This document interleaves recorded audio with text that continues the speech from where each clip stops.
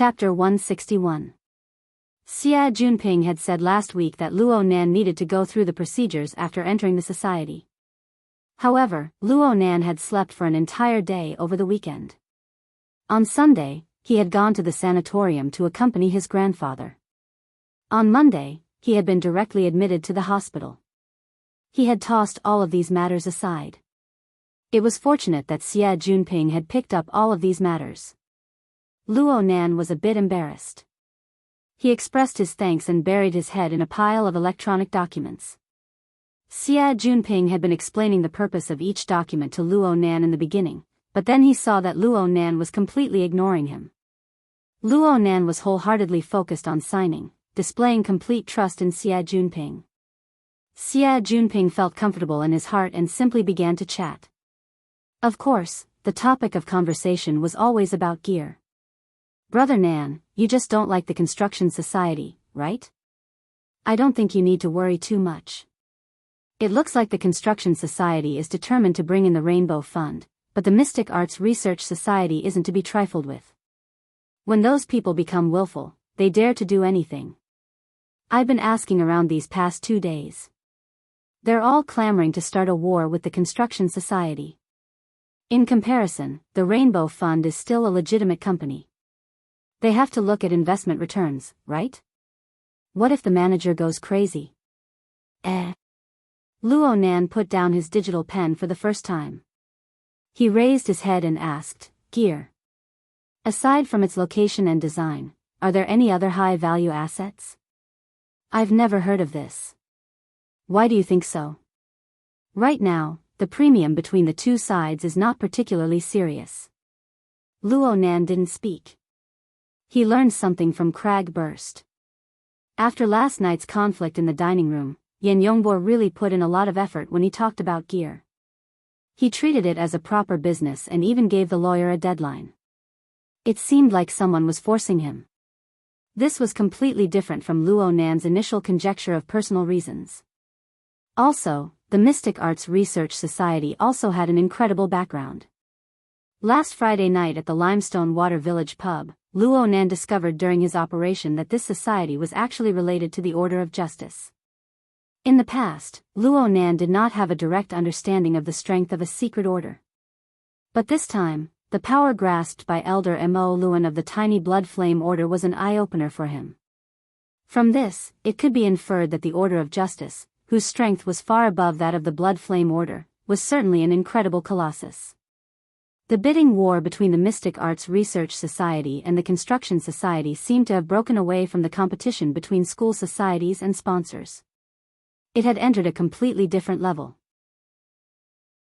Hopefully, he was just thinking too much. Of course Luo Nan had gear. If this chapter is not finished, please turn the page. Irreplaceable significance. He also believed that his mother's designs had the power to become a classic.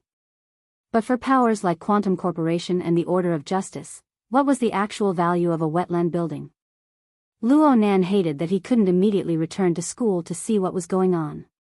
At 5:00, the hospital's visiting hours ended. Both Xia Junping and Luo Shuqin were persuaded to leave. On the other hand, Luo Nan truly began his health pod treatment. There was no dinner, and he had to be stuffed naked into a translucent nutrition pod. The most embarrassing thing was that Mr. Bai had personally come to supervise. Luo Nan seriously suspected that this overly carefree little old man had come to see him make a fool of himself. "Don't be nervous. Don't you have a filter?" If he could breathe, he would just take it as sleeping in the bathtub. "By the way, since you just woke up, do you want to play some games? There's even a game." Luo Nan was wearing a breathing apparatus, so he couldn't open his mouth. He could only watch with wide eyes. Through the hex ear. Mr. White smiled as he switched to the hex ear channel. Ouyang has migrated quite a few games to the Psychic Wave Network. They are updated in a timely manner and are very popular. For example, there are games like 10 Days in the Wilderness. Don't you youngsters like to play? Hold on. Don't jump around like this. Mr. Bai tapped his own forehead. I heard that your application of the Hexier has already reached the computer level. That's how it is. This is a typical manifestation of an imbalance between body and soul. It seems that you've learned to attach your soul without a teacher. Perhaps the 4th level simulator won't be a problem for you. If you get addicted to playing, your soul strength will increase. Then you'll be in big trouble. Simulator? It's similar to virtual reality. In the hexa, it goes from basic interactive applications to active collection and operation of energy and information. It breaks away from the limitations of the fleshly body and materializes self-logic on the psychic wave network. Luo Nan blinked and concluded, out-of-body state. Mr. Bai raised his eyebrows. That's right. This kid's brain is really fast. This is the out-of-body state. It's also called astral travel. On the psychic wave network, there's the protection of energy. The risk of an out-of-body state can be minimized. You can try it in the future, but you absolutely can't right now. Not only can you not play games, but you can't leave the body. There's also meditation. Oh right. You can meditate, right? I can visualize a bit. Isn't that about the same? It's the same. All methods that can increase soul strength can't be used. Here. This chapter isn't finished. Please turn the page. At your level, visualization is no longer a game of pure thought. It is necessary to gather and operate energy and information at all times. This will bring enormous pressure to the fleshly body. You'll truly lose your balance. When the time comes, it'll be a bit easier for you to just die. Mr. Bai's words knocked Luo Nan back to the cold reality. He could only laugh bitterly for a time. Reality was like this. If he hadn't learned a bit of expediency from Mo Luan, and if he hadn't had the dynamo core to entrust his soul to and dispel the pressure, Luo Nan would certainly be living a life worse than death. Mr. Bai scared Luo Nan to let him understand the seriousness of the matter. Then he gave a solution. If you really can't do it, then chat. This old man won't chat with you. You can find someone else. Crag Burst is a chatterbox. That secretary seems to treat you quite well. She's even a beauty. Luo Nan rolled his eyes while the nutrient fluid hadn't covered his face yet. Oh right. I'll go find Ouyang and seal your privileges. Kids are always unreliable. The old mister did what he said. He patted his butt and left. Luo Nan really admired this old man. But he really did relax quite a bit after being messed around like this. He didn't feel any discomfort even though he was covered in the nutrient fluid. But soon, Luo Nan was faced with a real problem. He really couldn't sleep. There were many things in his mind, but he couldn't find a clue. It was a mess, and his brain was especially excited. It was very tiring. Did he really have to chat? Helpless, Luo Nan scrolled through his friend list on the hexa. There were only He Yueyin, Crag Burst, Octopus, Zhang Yingying, Mr. Bai, and a few others on the list. Which one should he choose? Someone had already taken the initiative to make a choice for Luo Nan while he was in a dilemma. The greenish-gray octopus head jumped up and down. Bro Octopus? Bro, have you entered the cabin yet? I'm inside. Luo Nan had already contacted Octopus before starting the treatment. They discussed the matter of concocting the nutrient fluid. As a professional, Octopus gave Luo Nan many useful suggestions. He also wanted to help Luo Nan contact a suitable pharmacist. In the professional field, Octopus's horizons no longer stopped at Xia City. He looked to the entire world. He recommended Luo Nan an authority in the field of nerve repair, Dr. Clay, who was far away in Los Angeles, America. He even volunteered to make the contact. Right now, there was already a result. Bro, I have the latest news. Chapter 162. Octopus chuckled. Luo Nan knew that it was almost done. Our luck is pretty good. Dr. Clay is quite interested in your case. He has already decided to take it. I've already paid in advance. Bro Octopus? Hey, you can't let me take advantage of you, right? That nerve drug of yours must be shelved. It targets neurons. Most of them are sympathetic and parasympathetic nerves. If damage has already appeared, it will be hard to predict what will happen if we continue to stimulate them. If we save this expense, wouldn't I be taking your grandfather's molecular formula for free? That's not how it works. That's how it works. Oh right, there's a small problem in this matter. Dr. Clay is currently working on a project.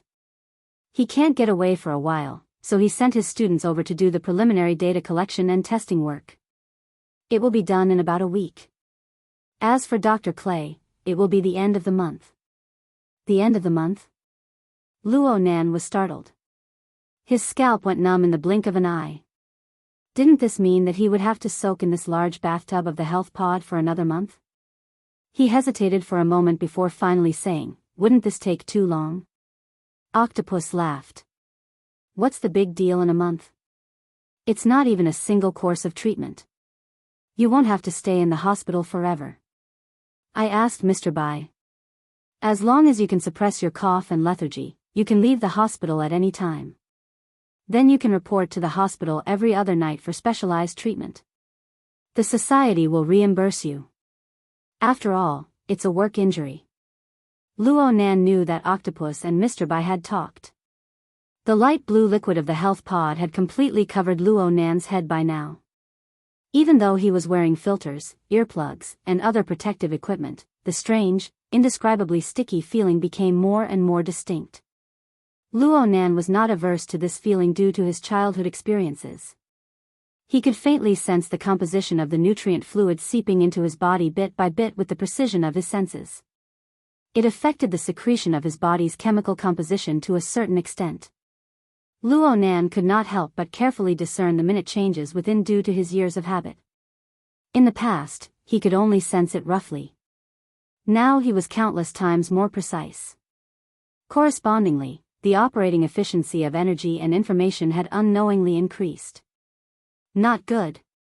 Luo Nan suddenly came to his senses, and he hastily stopped the thought of clairvoyance. Even so, there were still many parts of his body that were faintly aching. This chapter is not finished. Please continue. The pain made him break out in a cold sweat. Was she trying to cure him or harm him? If he had to experience this for the next month, then Luo Nan really would have the heart to die. His restlessness delayed him for a while, and he was also distracted. Octopus could only call out again, "Hey, brother, what's wrong? Do you feel uncomfortable?" "It's nothing." Luo Nan couldn't say that he was courting death, but in the end, he couldn't help but grumble, "This place feels really vexing." He really suspected that the subtle feeling he had toward the health pod over the years would be completely subverted by the treatment period of a month or even longer. You just need to get used to it. Actually, I don't know how much I envy you. Brother Octopus, really, I'm not lying to you." Octopus couldn't empathize with Luo Nan at this time. His attention was focused elsewhere. "You don't know who the student that Dr. Clay sent over is. Bai Xinyan. She's the flower of fantasy in the pharmaceutical world. She's absolutely a first-rate beauty.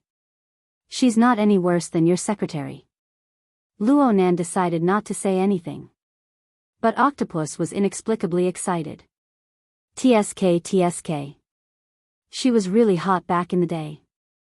If it wasn't for Mr. Bai keeping a close eye on her back in Xia City, I would have definitely chased after her. Think about it. You get to spend a month with such a beauty. Yeah, even if you spend 3 weeks with her, it's still a golden opportunity. Luo Nan was stupefied. "Mr. Bai?" "Yeah. She's Mr. Bai's daughter. She's also a mentally enhanced ability user, but she's even more talented in pharmaceutical studies. She's Dr. Clay's favorite disciple. She even surpasses him in some areas." "Oh right. You need to remember that Mr. Bai and his daughter don't have a good relationship. Bai Xinyan left for America and hasn't returned for many years. It seems that this is one of the reasons. Don't use your relationship to worm your way into getting close to her. Otherwise, don't blame me for not reminding you if a problem arises. Okay. Luo Nan was really defeated by Octopus. Then that's it? Oh right, the health pod is vexing. Do you want to chat? Tonight is free. Several bouts of cold rain drifted past. The chill gradually grew heavier. The sky of Xia City darkened earlier and earlier. Today was another day with dense clouds and no rain. The cool and refreshing autumn weather had been blown to who knows where. This chapter is not over. Please turn the page. Xia City Airport. Inside the VIP lounge. Yan Yongbua sat quietly on the sofa. His posture was upright and his expression was dull. He looked completely like a successful businessman. His aura was a bit stronger than that of Quantum Corporation's Xia City Area CEO, Hu Yuli. However, Hu Yuli didn't mind. He minded his own business, drinking tea and resting. Occasionally, he would cast a glance at the enormous projection area in the lounge. Right now, the projection area was broadcasting a special program produced by the Star Associated Society. The host spoke extremely fast as he asked the expert, why did deep blue walkers appear in Xia City? It seems that the military has never sent this force to any metropolitan area, let alone to fight within. This should be the first time in history. Expert One's expression was wooden as he spoke. There have been. From what I remember, there was one in 90 years, but it wasn't to carry out a military mission. There should be others, but they have always kept a low profile. Most of the time, the public has overlooked them. The host immediately passed this fellow who didn't know how to cooperate. He consulted Expert Two. Most of us have the impression that deep blue walkers always appear in the wilderness or on the sea. They always fight with mutants. This gives us an innate impression that wherever deep blue walkers appear, it is always extremely dangerous. Expert Two's face was filled with a strange smile that said, I knew you were going to make big news. He spoke rather fluently. Not only do we have to pay attention to the appearance of deep blue walkers, we also have to pay attention to the reaction speed of the government and the military. The number of deep blue walkers is limited. There are currently only 4 divisions in the entire world, and they aren't filled up all year round. Normally, they operate in teams. Currently, combining all the information, the number of deep blue walkers that appeared in the early morning hours of the first is already very large. The possibility of a temporary transfer is very small. This means that they have always been in the vicinity. They might even be on standby in Xia City. As for why, we can only see the subsequent developments and the information excavated by all parties. Expert 2 didn't present any actual evidence, but he gave people unlimited room for imagination. Only then was the host satisfied. Now, we will cut to a short video to further understand the deep blue walkers. At this moment, a sweet-sounding bell rang out in the lounge, indicating that the passenger spaceship they were waiting for had already entered the airport. Hu Yuli and the other pickup personnel all stood up. Only Yan Yongbua stared at the projection screen without moving for a long time. Chapter 163. Hu Yuli turned his head to look. Assistant Yan. Yan Yongbua didn't even raise his head as he spoke coldly. Cutting off Quantum Corporation from the program must have cost quite a bit. It's all right. The money was withdrawn from headquarters. They've always had a good relationship with the Star Associated Society. Hu Yuli responded with a smile.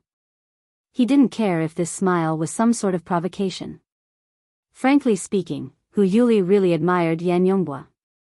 Using a weapon on the level of a particle cannon in the vicinity of the residential area of Xia City was far too audacious. If the matter had been resolved satisfactorily, the company and the laboratory might have praised him for being courageous. But now, Jack was dead, the test subjects were lost, and 2 deep blue walkers were lost. The entire operation was a complete failure. The so-called courageous had become arrogant. The direct losses caused during the operation could only be counted as a small fraction of all the troubles they faced. The Xia City government and military were already badly battered because of the human-faced arachnid incident. The cannon in the early morning hours of October 1st directly smashed the chaotic situation into a muddy pit. Who knew how many people in the political, military, and business circles wanted to fish in troubled waters and reshuffle the cards? 3 days after the incident, videos and photos of the deep blue walkers appearing in Seoul City had already broken through Quantum Corporation's blockade and quietly circulated on the internet. After accumulating enough, it exploded with a bang. Although it didn't involve particle cannons or darksider species, the deep blue walkers themselves were already an extremely prominent symbol of danger. In addition, earthquakes had occurred frequently over the past half a month. Both sides were intertwined together. Just a casual association would cause all kinds of strange and wonderful stories to circulate. Even the core insiders would be flabbergasted by some of these stories. These effects continued to ferment over the course of a week.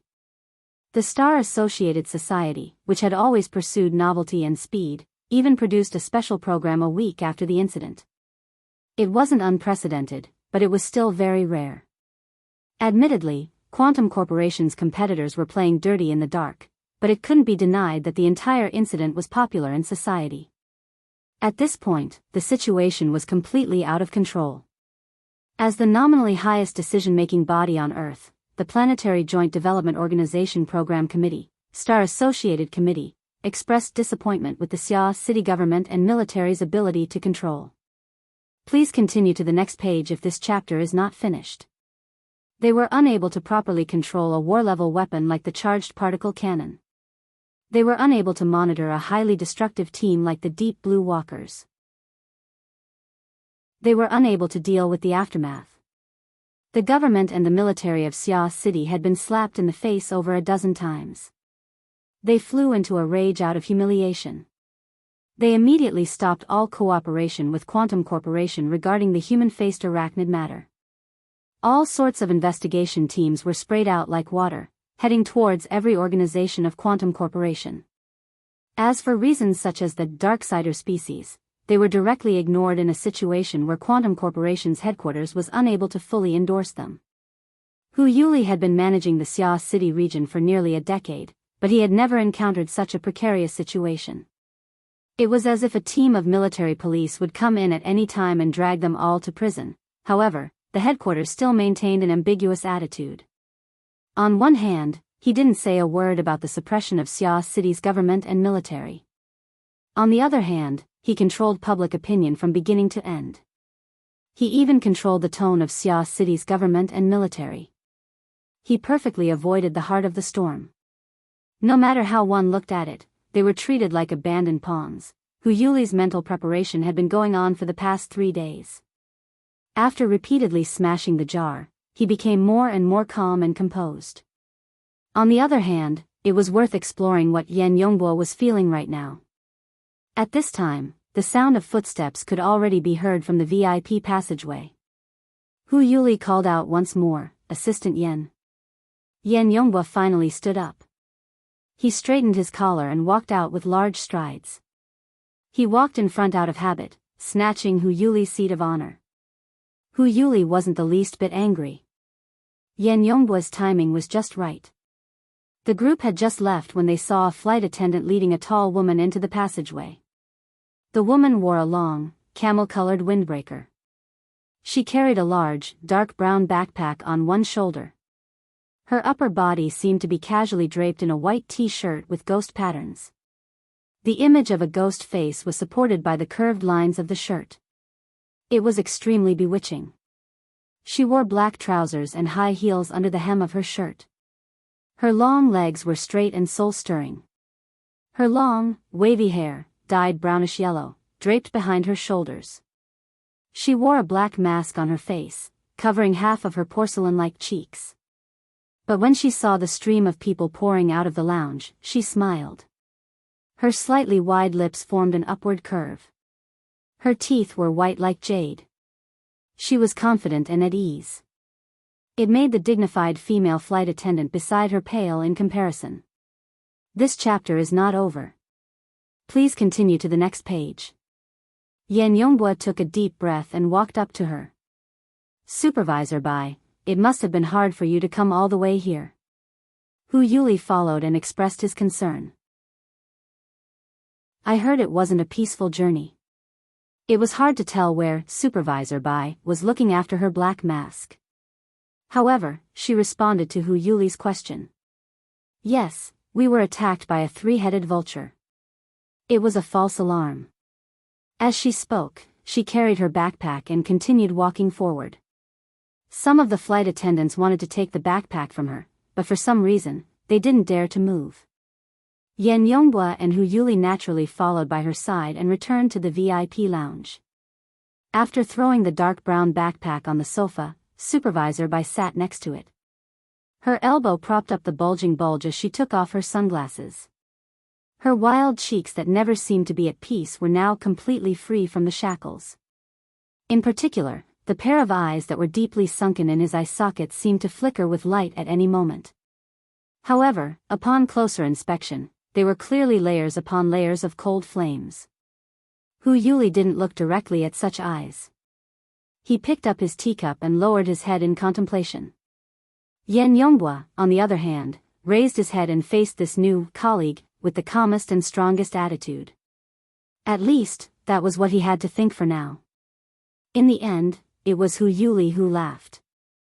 Supervisor Bai, it must have been hard for you to come all the way here. We have already prepared a place for you to stay. Why don't you take a rest first? That's not necessary. I haven't been back to Xia City for a long time. I have an appointment with a friend. Supervisor Bai glanced at the two people in the room and smiled. Let's get down to business before we settle our personal matters. The task assigned to me by the laboratory is to investigate the relationship between the Deep Blue World's soul sect and the various secret sects on Earth. So far, the most valuable information came from Assistant Yen. It is said that Jack personally admitted that he knows some of the contacts of the soul sect. Seeing that Supervisor Bai had gone straight to the point, Yan Yonghua secretly heaved a sigh of relief. He immediately replied, yes, including a senior member. So, what's the specific situation? Yan Yonghua paused for a moment before saying, Jack is dead. We are pursuing the relevant clues to obtain his relevant information and records. We are currently working on it. Supervisor Bai picked up her sunglasses with one finger and magically made the sunglasses spin on her fingertips. More specific? Chapter 164. Yan Yonghua's gaze shifted from Supervisor Bai's slender fingertips. His expression turned gloomy, but he still remained calm.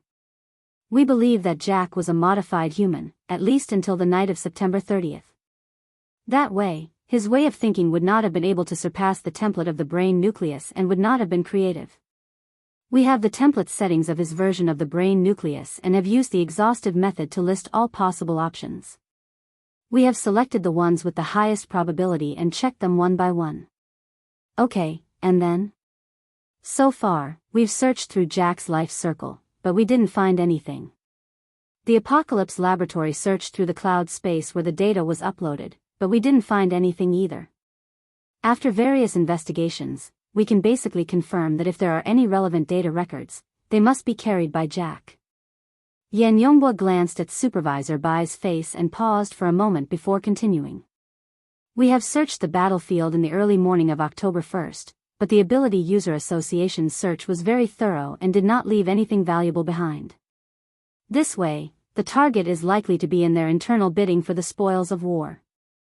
So far, we have recovered all the bidding goods through the middleman. However, the evaluation of the Deep Sea Type 4 dynamo core and the brain nucleus has not been completed and the bidding has not begun.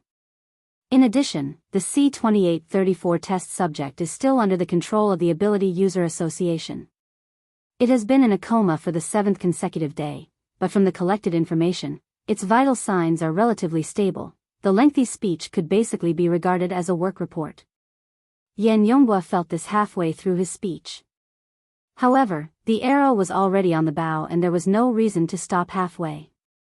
Supervisor Bai did not respond immediately after the long speech.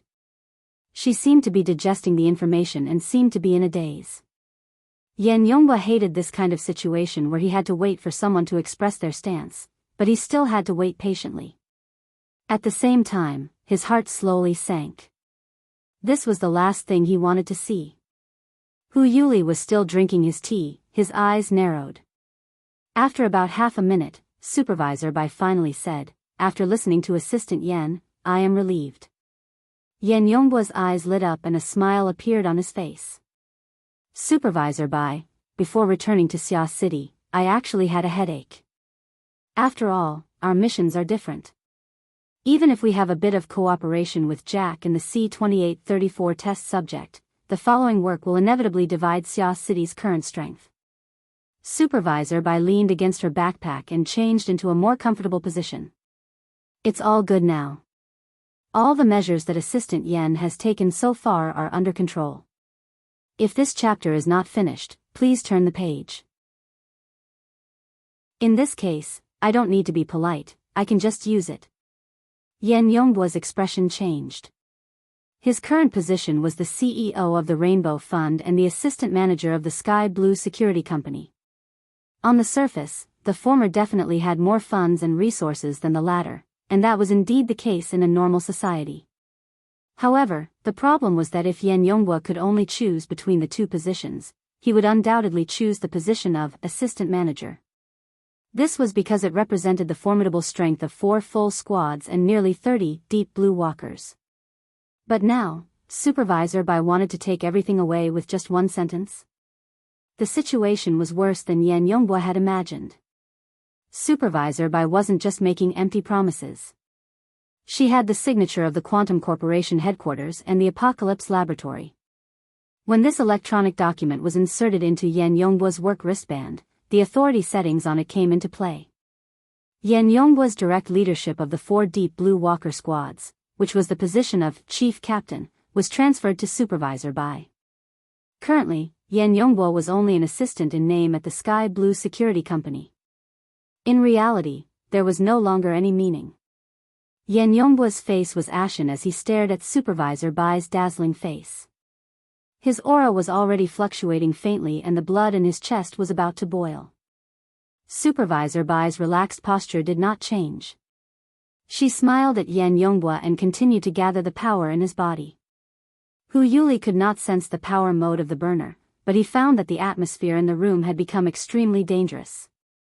It was not good for him to sit still, so he put down his cup and smiled to smooth things over. The headquarters and the laboratory must have their reasons for this arrangement. As long as the two of you cooperate sincerely, it doesn't really matter who is in charge of which area. In the end, there is still a difference. Supervisor Bai was surprisingly frank. As for the specific difference, Assistant Yen, no, CEO Yen can slowly experience it. Oh, I haven't congratulated you on your promotion to CEO. See you later. As she spoke, she stood up, picked up her large backpack, and prepared to leave. Yen Yongbo stood up abruptly. For a moment, he really wanted to pounce on her, but in the end, his feet rooted to the ground. Only a hoarse voice squeezed out of his throat, but even he himself did not know what he said. Supervisor Bai seemed to have heard it clearly. Do you want to know the reason or the result? Why don't I tell you both? Research is not your job, so mistakes can be forgiven. Excavation is a task you cannot afford to make mistakes. However, Xia City's limited power cannot be divided up just for you. At the end of the day, you are still, this chapter is not over. Please continue to the next page. Failure is inevitable. As for the reason, it is very simple. You are on the wrong team. She smiled slightly. When she passed by Yen Yongbo, she patted his face lightly, then put on her sunglasses and walked out. Yen Yongbo was in a daze. When the door to the lounge opened, he seemed to have woken up from a dream. Finally, he rushed forward and the words that he thought he would never say rushed out of his throat. Supervisor Bai, you should know that I didn't choose a side. Supervisor Bai aimed her dark glasses at him. Are you refuting me? Fine, so what if I have wronged you? Yes, you are very self-aware. You gave up your job at the Apocalypse Laboratory. And your research mission, you came to Xia City and took charge. I heard that you even want to pursue the He family's daughter. Yen Yongbo was a little stunned and did not know how to answer. Supervisor Bai's lips cracked slightly, revealing a beautiful and magnanimous smile. Do you want to realize your self-worth? What is your value? I'm sorry, I have to quote someone. Without the platform of Quantum Corporation and the Apocalypse Laboratory, you are nothing. You chose that excavation mission and chose to work as a human. You are destined to be dominated by God. Then if you chose the research mission and chose to work as a God, then dedicate yourself to God. Now do you understand where your mistake is? You are indeed on the wrong team. You are wrong because you are on your own side. Yan Yongbo was stunned on the spot. You are the first burner since the creation of Earth. You should understand where your value lies. If you are willing to cooperate, you can show it at any time. These 4 teams of deep blue walkers are still yours. Supervisor Bai raised her hand and shook her fingers lightly, bidding him farewell. Soon, Supervisor Bai's figure disappeared into the VIP passageway. Yan Yongbua stood at the door in a daze. Inside the room, Hu Yuli saw him like this. He was delighted but also felt a little sad. In the end, all that was left was rejoicing. Fortunately, I am going to retire. I missed another chapter. As of yesterday, I have updated 30 chapters in 9 days. That is 6 chapters less than expected. I really overestimated myself. Fortunately, the holidays are coming soon. Current progress, subscription monthly pass February 15th. In addition, adjust the update time. Try to avoid being affected by class affairs. The 4 updates will be at 8 o'clock, 1400 hours, 2000 hours and 2400 hours. Do your best to update at a fixed time. The positive and negative time should not exceed half an hour. But if you adjust the schedule, it will probably be at the end of the holidays. Everyone, please bear with these 2 points and lose weight.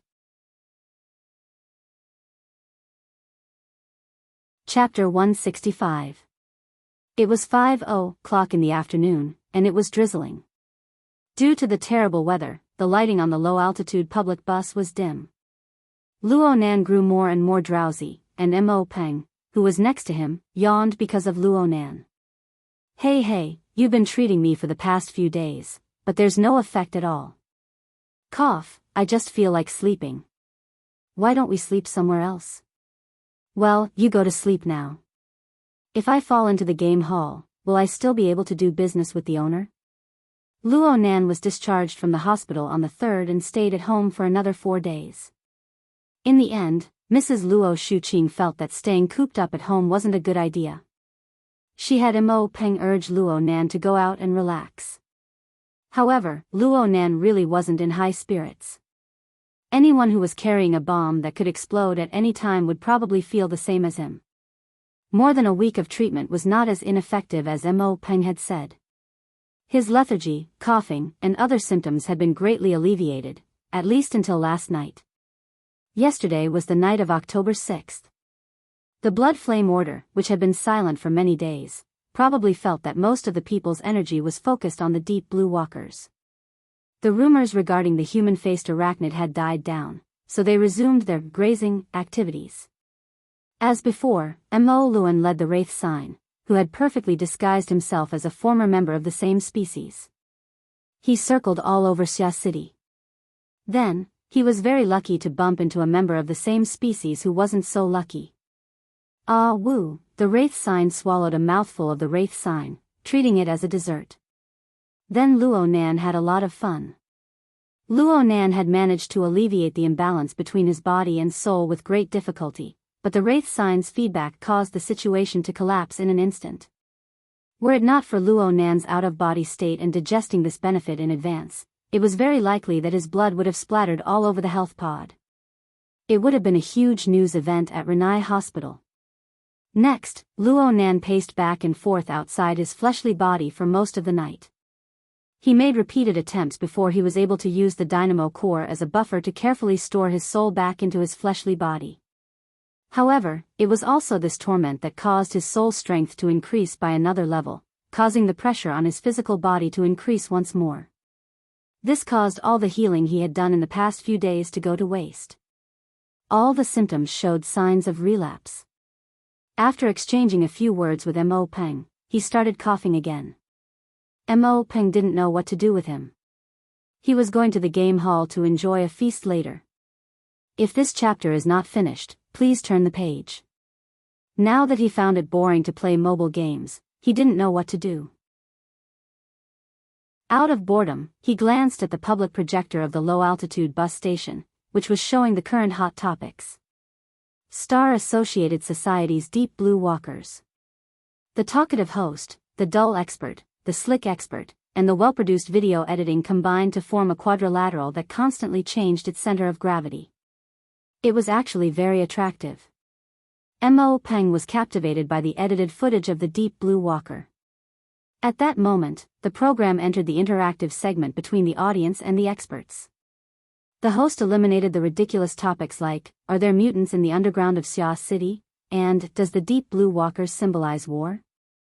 He chose a more professional and more basic question. There's a saying that Deep Blue Walkers don't just refer to a single piece of equipment. They also don't refer to a single person. Only when the burner is combined with a deep blue armor custom made for them can they be considered a true Deep Blue Walker. Is that right? Wrong. The dull expert was an authoritative figure in the relevant field. His professional knowledge was impeccable. He immediately replied, strictly speaking, Deep Blue Walkers can be considered a kind of systematic concept. It is established on the basis of system theory and the archetype neural format theory. It requires the human nervous system to be the core to arrange all kinds of resources and obtain the most optimal results. The first application research of this theory was conducted by Quantum Corporation's Deep Blue project. As for the Walker, it's another name for the prototype machine. It has two meanings. The first is a pedestrian on the road. The second is a Buddhist term that specifically refers to a person who has entered the path of cultivation but hasn't taken a vow. In other words, this research is only at the beginning. It's just on the road. There's still a lot of follow-up work to do. In terms of the individual, the burner is fully deserving of being the core. It's just that it's limited by the natural conditions of the human body. It needs a special exoskeleton to supplement and assist. Therefore, the relationship between the burner and the custom-made armor is one of leading and supporting. It's not a parallel relationship. From my personal point of view, the relationship between man and machine should be that of core and supporting. The supporting equipment supports the lower limit of a Deep Blue Walker. The autonomous consciousness of man determines the upper limit of a Deep Blue Walker. The host was already starting to regret letting the dull expert speak. At this moment, who knew how many people in the audience at this moment? It was unknown how many people in the audience were watching. They would close their eyes and yawn. Or they would simply switch channels. Mo Peng was one of the yawning members of the audience. But when he turned his head, he saw that Luo Nan had raised his head at an unknown time. Luo Nan was staring fixedly at the projection screen. Oh right, this wooden expert was promoting the archetype formatting theory. It was the thing that Luo Nan couldn't stand. Mo Peng was really worried that Luo Nan would get angry and fall sick again. He hurriedly advised, this bro is showing off. It's as if he's the only one who understands. What you say isn't without reason. Luo Nan was referring to the words, autonomous consciousness of man, that came after the wooden expert. It coincided with the situation he had been tossing and turning these past few days. It was just that the situation was a bit more complicated. But Luo Nan could foresee that if he could increase the endurance of his fleshly body, then the lower limit of his abilities would correspondingly increase. The problem was, how to do it. It was practically impossible to keep up with the tempo of increasing the strength of his fleshly body step by step. Then, should he transform his body? Mo Peng gave him a push just as he was muttering to himself, let's go. We're at our stop. The low-altitude bus stopped at the most bustling city center of Xia City. No matter what time of day it was, this place was always filled with people. Luo Nan did not have a good feeling about this place because it was far too stifling. As he walked on the pedestrian walkway, the towering buildings all around him seemed as if they would collapse at any time. Aha, Frost River reality. I'm coming again. Mo Peng suddenly became excited. Luo Nan raised his head and saw the gorgeous holographic advertising wall of Frost River Reality not too far away. It was currently broadcasting scenes of hot-blooded battles. Battles in the wilderness, battles in lava, battles in the deep sea, battles in space. Each and every battle scene seemed to be real. They attracted the gazes of passers-by. Virtual reality had a fatal attraction to almost all young people. As the largest reality-based chain store in Xia City, every Frost River Reality was actually a large-scale amusement park. There was no need to worry about not having a place to kill time. Of course, with Mo Peng's personality, it was impossible for him to quietly come and play with 2 or 3 people. Just as he was looking left and right for people, a call came in. Peng 17, Lil and Nanster, come over here. You guys are really slow. I've been drinking so much cold drinks that my spine is about to freeze. A group of young boys and girls had already stopped at an ice cream store near Frost River Reality. They were just waiting for them to come over. Chapter 166. The Frozen Star ice cream shop was a famous chain business in Xia City. Although it was past peak season, it was backed by Frost River Reality. Business was still great on Sunday nights. When Luo Nan and Mo Peng came in, they nearly got lost in the crowd. Luckily, the number of men and women waiting for them was not small. They were quite eye-catching as they waved. The group of people sat at 2 tables, which made the place more spacious. What was interesting was that most of the people here had the surname Mo. The Luo family was not very populous in Xia City, but the Mo family was flourishing here. Uncle Mo Haihang had 5 brothers and sisters, and he was related to them in various ways. It was not difficult at all for him to pull together hundreds of people. Including his cousins, Mo Peng's age was ranked 17th among his siblings. He was usually called Peng 17. During festivals, Luo Nan would not even be able to straighten his tongue when greeting his uncles, aunts, cousins, or grandnephews. He would hide if he could. Of course, as a child living in his aunt's house, he was indeed an outsider to the Mo clan. He didn't have any blood relations with them, and with his temperament, most of his peers were just nodding acquaintances. Usually, Mo Ye and Mo Peng would drag him along, so they would occasionally get together. Here. The one who waved the most cheerfully was Mo Han, the one who had just contacted Mo Peng.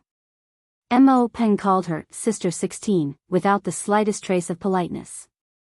On the other hand, Luo Nan still called her Sister Han from a distance.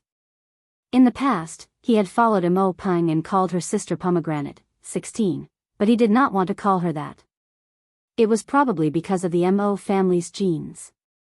Other than Mo Ye with her super long legs, the youngsters of the Mo family were not too tall. Mo Han, this lively girl, was clearly 2 years older than him. She was going to go to college next year, but she was shorter than Luo Nan by half a head. Her beaming smile made her look very innocent. She could play with anyone. Luo Nan followed Mo Peng's shouting. The oldest of the Mo family's siblings was Mo Cheng. He was ranked 7th. He was already in his 3rd year, but he was the same as Mo Peng. He was a veteran game geek. His major was game design. He was always the leader of such activities. Mo Peng always acted as his assistant and began to count heads. 7th brother, 9th brother, 13th sister. If this chapter is not finished, please turn the page, Sister Pomegranate. Oh my. Nanzi, Brother Lu, Brother Jiang, and Brother Jia are all here, right? Lu, Jiang, and Jia were all members of Mo Cheng's gaming team, so they were used to playing together. Mo Cheng waved his hand. Let's wait a little longer. Chen Chen hasn't arrived yet. And 3rd brother, he's also here, and he's treating us today. Huh? Mo Peng was very surprised. Chen Chen was the only female member of Mo Cheng's team. It was normal for her to be here. However, the 3rd son of the Mo family, Mo Chiu, was almost 30 years old this year. He was at the age to start a family and start a career. He had long passed the age to play around with these young people. Furthermore, he was someone who always put on airs. This was not right. Mo Han blinked and lowered her voice. I heard that they're here for a blind date. Mo Peng still didn't understand. Blind date? Doesn't he have a girlfriend? They broke up. They used to be in the same unit. Now that he's jumped ship to a new company, they broke up quickly. This one seems to be someone he met through Sister Chen. She's in the University Department of Acumen College. Acumen College? What a coincidence. Mo Peng looked at Luo Nan. She's a teacher. No way. She's a student. Holy crap. An old cow eating young grass. Mo Han wrinkled her nose. I heard that she's a beauty. She's an officer in the University Department of Acumen College. She's graduating this year. Hey, Lil Nancy, it's time for you to play your role. Is there such a person in your school? Luo Nan just laughed. How could he say anything? Mo Peng was very impressed. It looks like third brother Chiu has struck it rich. He invited the 10 of us to play games for the sake of a blind date. In the name of friendship. Mo Han had the appearance of someone who understood the world. Playing games is good. Don't look at how many people there are. Who cares about who in virtual reality? In the end, aren't they the ones alone? They can do whatever they want. Mo Peng gave a thumbs up to this sister pomegranate who dared to say anything. At this time, Mo Chiu, who became the center of the conversation, walked into the ice cream shop. He was dressed casually. His height was average, but his figure was maintained quite well. He looked very spirited. He had the maturity of a person in society and a bit of superiority. Perhaps it was very lethal to young girls who had yet to leave school. Mo Chiu frowned a bit at the noise of the ice cream shop. This chapter is not finished. Please turn the page. This wasn't his ideal location for a friendship. Actually, Frost River reality wasn't it either. But since he was already here, he would take things as they came. He greeted his group of brothers and sisters. His posture was calm and he looked very confident. After taking a seat, he asked Mo Cheng, Cheng 7, they haven't arrived yet? Chen Chen just went to pick up her sister from the hospital. She just happened to be here to relax. She might be a bit late. How many people are coming over there? Currently there are 4, 3 women and 1 man. Chen Chen and her sister are your targets. One of them might be her sister's boyfriend. Oh, they're here. As soon as Mo Cheng said this, everyone's gazes turned towards him in unison. Which one is the blind date? Sister Chen's left or right? It's definitely the left. She's over there. She suits third bro's taste very well. The one on the right should be Sister Chen's sister. She's almost 1.7 meters tall. She's only in high school. Third bro shouldn't be this shameless. Mo Peng chuckled, high school? High school is good. She can socialize with me too. Mo Han extended her hand and gestured on top of his head. Girls with short bodies are cute. Boys with short bodies. She suddenly felt the unfriendly gazes from all around her halfway through her words. She stuck out her tongue and stopped talking. Chen Chen's group had already arrived while they were whispering. Mo Chiu took the lead and everyone stood up to greet them. Luo Nan just stood up when he saw the slim woman next to Sister Chen. He was stupefied. She didn't immediately discover Luo Nan in the crowd. Instead, she followed her sister and greeted everyone. But she still had to see. The two locked gazes. Luo Nan had already mentally prepared himself, but the other's face paled. She didn't make a sound.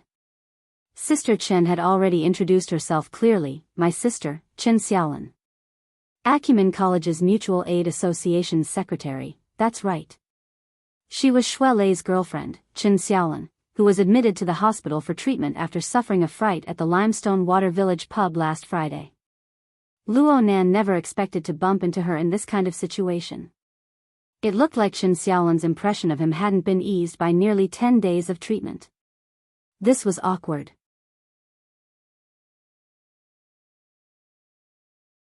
Chapter 167. It just so happened that Luo Nan rarely hung out with this group of people.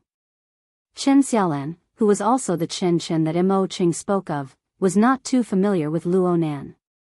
Chen Xiaolan, who was also the Chen that Mo Qing spoke of, was introduced to Luo Nan along the way. She was a bit stumped when she suddenly saw this somewhat unfamiliar face. The awkwardness that was displayed on the surface actually covered up Chen Xiaolan's unnatural movements. At this time, it was the experienced Mo Qiu who came to the rescue. What do you think? Our fifth uncle's son, Nanster, has changed after attending Acumen College, right? You can say that Acumen College is nurturing people. Xiaolan, you didn't give me this much pressure the last time we met. Mo Qiu's self-deprecation and flattery eased the awkwardness. Everyone laughed. However, there were also some parts that were a little inappropriate. Mo Han secretly complained, "It's destroying people, right?" They just came out of the hospital. Chen Xiaolan was able to form a battle squad with a bunch of big men. She was a character that wouldn't lose to men. She wasn't faking it. She immediately patted Luo Nan's shoulder. "So it's Nanster. I didn't recognize you just now. It looks like we haven't played together much. You just got in this year, right? Xiaolan is 1 year ahead of you, so let her take care of you in the future. If they bully you, just tell me." If it was under normal circumstances, Mo Qiu and Chen Xiaolan would have let the matter pass. But the problem was that Luo Nan wasn't a person with particularly strong adaptability. As for Chen Xiaolan, she was usually smart and capable, but her mind was unsettled right now. Her reaction was extremely terrible. She didn't follow up. She didn't even pay attention to her older sister's words. "Junior Luo, long time no see." Chen Xiaolan's abnormal reaction immediately attracted Chen Xiaolan's attention. In fact, Chen Xiaolan's current performance was quite different from her previous performance. Mo Peng and Mo Han hid to the side and whispered, "Holy crap, there's something going on." But to Luo Nan, this level was practically a loud announcement right next to his ear. Luo Nan glared fiercely at them. Chen Xiaolan didn't hear the whispers on the other side. Even if she did, she would pretend not to hear it. She was a little curious. "What? You guys know each other? Is Acumen College that small? I just met her last week. Senior sister Chen even helped me." What else could Luo Nan say? He could only deal with it first. If this chapter is not finished, please turn the page. However, at this moment, a voice from the other side joined in. "So you're also a junior from the academy. Last Friday, did you participate in the mutual assistance buffet party?" The one who spoke was Mo Qiu's target, Tian Si. She looked rather petite and beautiful, and her smile was especially alluring. No wonder Mo Qiu was trying so hard to woo her. "Yes." "Hello, Senior Tian." Luo Nan also remembered that he seemed to have met this person before. It was either the student council or a member of the Student Assistance Association. However, President Chen Weikan was too dazzling back then, so the impression of the people behind him was already very shallow. If it wasn't for the fact that the information matched, he wouldn't have been able to recall it. Tian Si laughed quite happily. "Acumen College's power has suddenly risen greatly here. Junior Luo, Xiaolan, Tian Qi, and me are almost 1/3 of the total." Tian Qi was the only male in Chen Xiaolan's group. He was also Tian Si's cousin. He was tall and thin and had a refined manner. It was obvious that he was interested in Chen Xiaolan. He stared at Luo Nan from the moment Chen Xiaolan's expression changed. His suspicion carried a hint of vigilance. However, when Tian Si mentioned him, she still smiled at Luo Nan. She extended her hand and shook hands with Luo Nan, calling him junior. At the very least, she didn't lack elegance. Luo Nan inexplicably felt that this was a bit absurd. He could sense it very clearly. Right now, the group of 4 from Acumen College was conversing back and forth, but they all coincidentally circled around one person. However, they were constantly affected by this person, Shuelei. Emotional issues. Luo Nan felt his teeth ache just thinking about it. Luo Nan wouldn't easily get involved in areas he didn't understand at all. However, he had participated in the unforeseen event between Shuelei and Chen Xiaolin to a large extent. He didn't feel that he had done anything wrong. Back at the Limestone Water Village pub, the human-faced arachnid had already set its eyes on Shuelei. It had taken control of the society's ability user, Black Wolf, to launch a pincer attack. It was clear that the human-faced arachnid wanted to treat Shuelei as food. If he hadn't exposed them on the spot, the consequences would have been too horrible to contemplate. But looking at it from another angle, if Luo Nan hadn't hypnotized the emotional Chen Xiaolin during the fight between Shuelei and the Black Wolf, Chen Xiaolin's psychological suggestion wouldn't have been so intense. He was more or less responsible. No matter how much undercurrent surged between the group of 4 from Acumen College, it wasn't the main topic of tonight's event. Frost River reality and the fellowship were the main topic. Please continue to the next page if this chapter doesn't end. Everyone got to know each other. They left their seats under Mo Chio's initiative. They entered the reception hall of Frost River reality in a grandiose manner through the inner door of the ice cream store. This was undoubtedly the intersection point between the virtual world and the real world. Even though they had yet to come into contact with the most core of reality technology, there were interactive AR virtual images everywhere in the hall. Iron-blooded, cool, cute. They were all jumbled together. It looked messy, but the high-frequency interactions between people and virtual images and between virtual images were still very interesting to watch. At the very least, it was very cute for girls. Luo Nan quietly fell to the back of the group amidst the sudden clamor. He muttered to himself for a bit and finally decided to give Shuelei a call. The call connected quickly. Hello, Leicester. Where are you? I'm helping out at the Daoguan. Shuelei's voice was still very loud. You're coming to class tomorrow, right? Why don't you come live in Blue Bay? We can go for a morning run together. Shuelei had called to greet Luo Nan when he was sick and hospitalized. He originally wanted to come and visit, but the hospital's visiting hours conflicted with the school's curriculum, so he gave up. He couldn't be as casual as Xie Junping. I'm afraid my aunt won't agree. Luo Nan grinned. In the end, he brought up the topic of conversation. Leicester, let me ask you something. You and senior sister Chen. There was no need to say it too clearly. Shuelei suddenly went silent. He wasn't someone who was good at hiding his personality. When he spoke again, he was extremely depressed. She's steeled her heart to not meet with me. She's not even picking up my phone right now. The doctor said that it's best to keep a bit of distance from her to avoid provoking her. Am I a freaking monster? Luo Nan scratched his head when he heard this. He hesitated for a moment before saying, I saw her at Frost River Reality. Right now, I'm playing with her and a few friends. Why don't you come over and meet me? We can talk things over. Which Frost River Reality? City Center, Fudong Main Street. I'll be right there. Shuelei didn't say anything further. He hung up the phone and presumably rushed over in a hurry.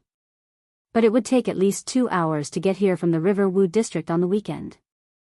Luo Nan was really worried that he would come over empty-handed.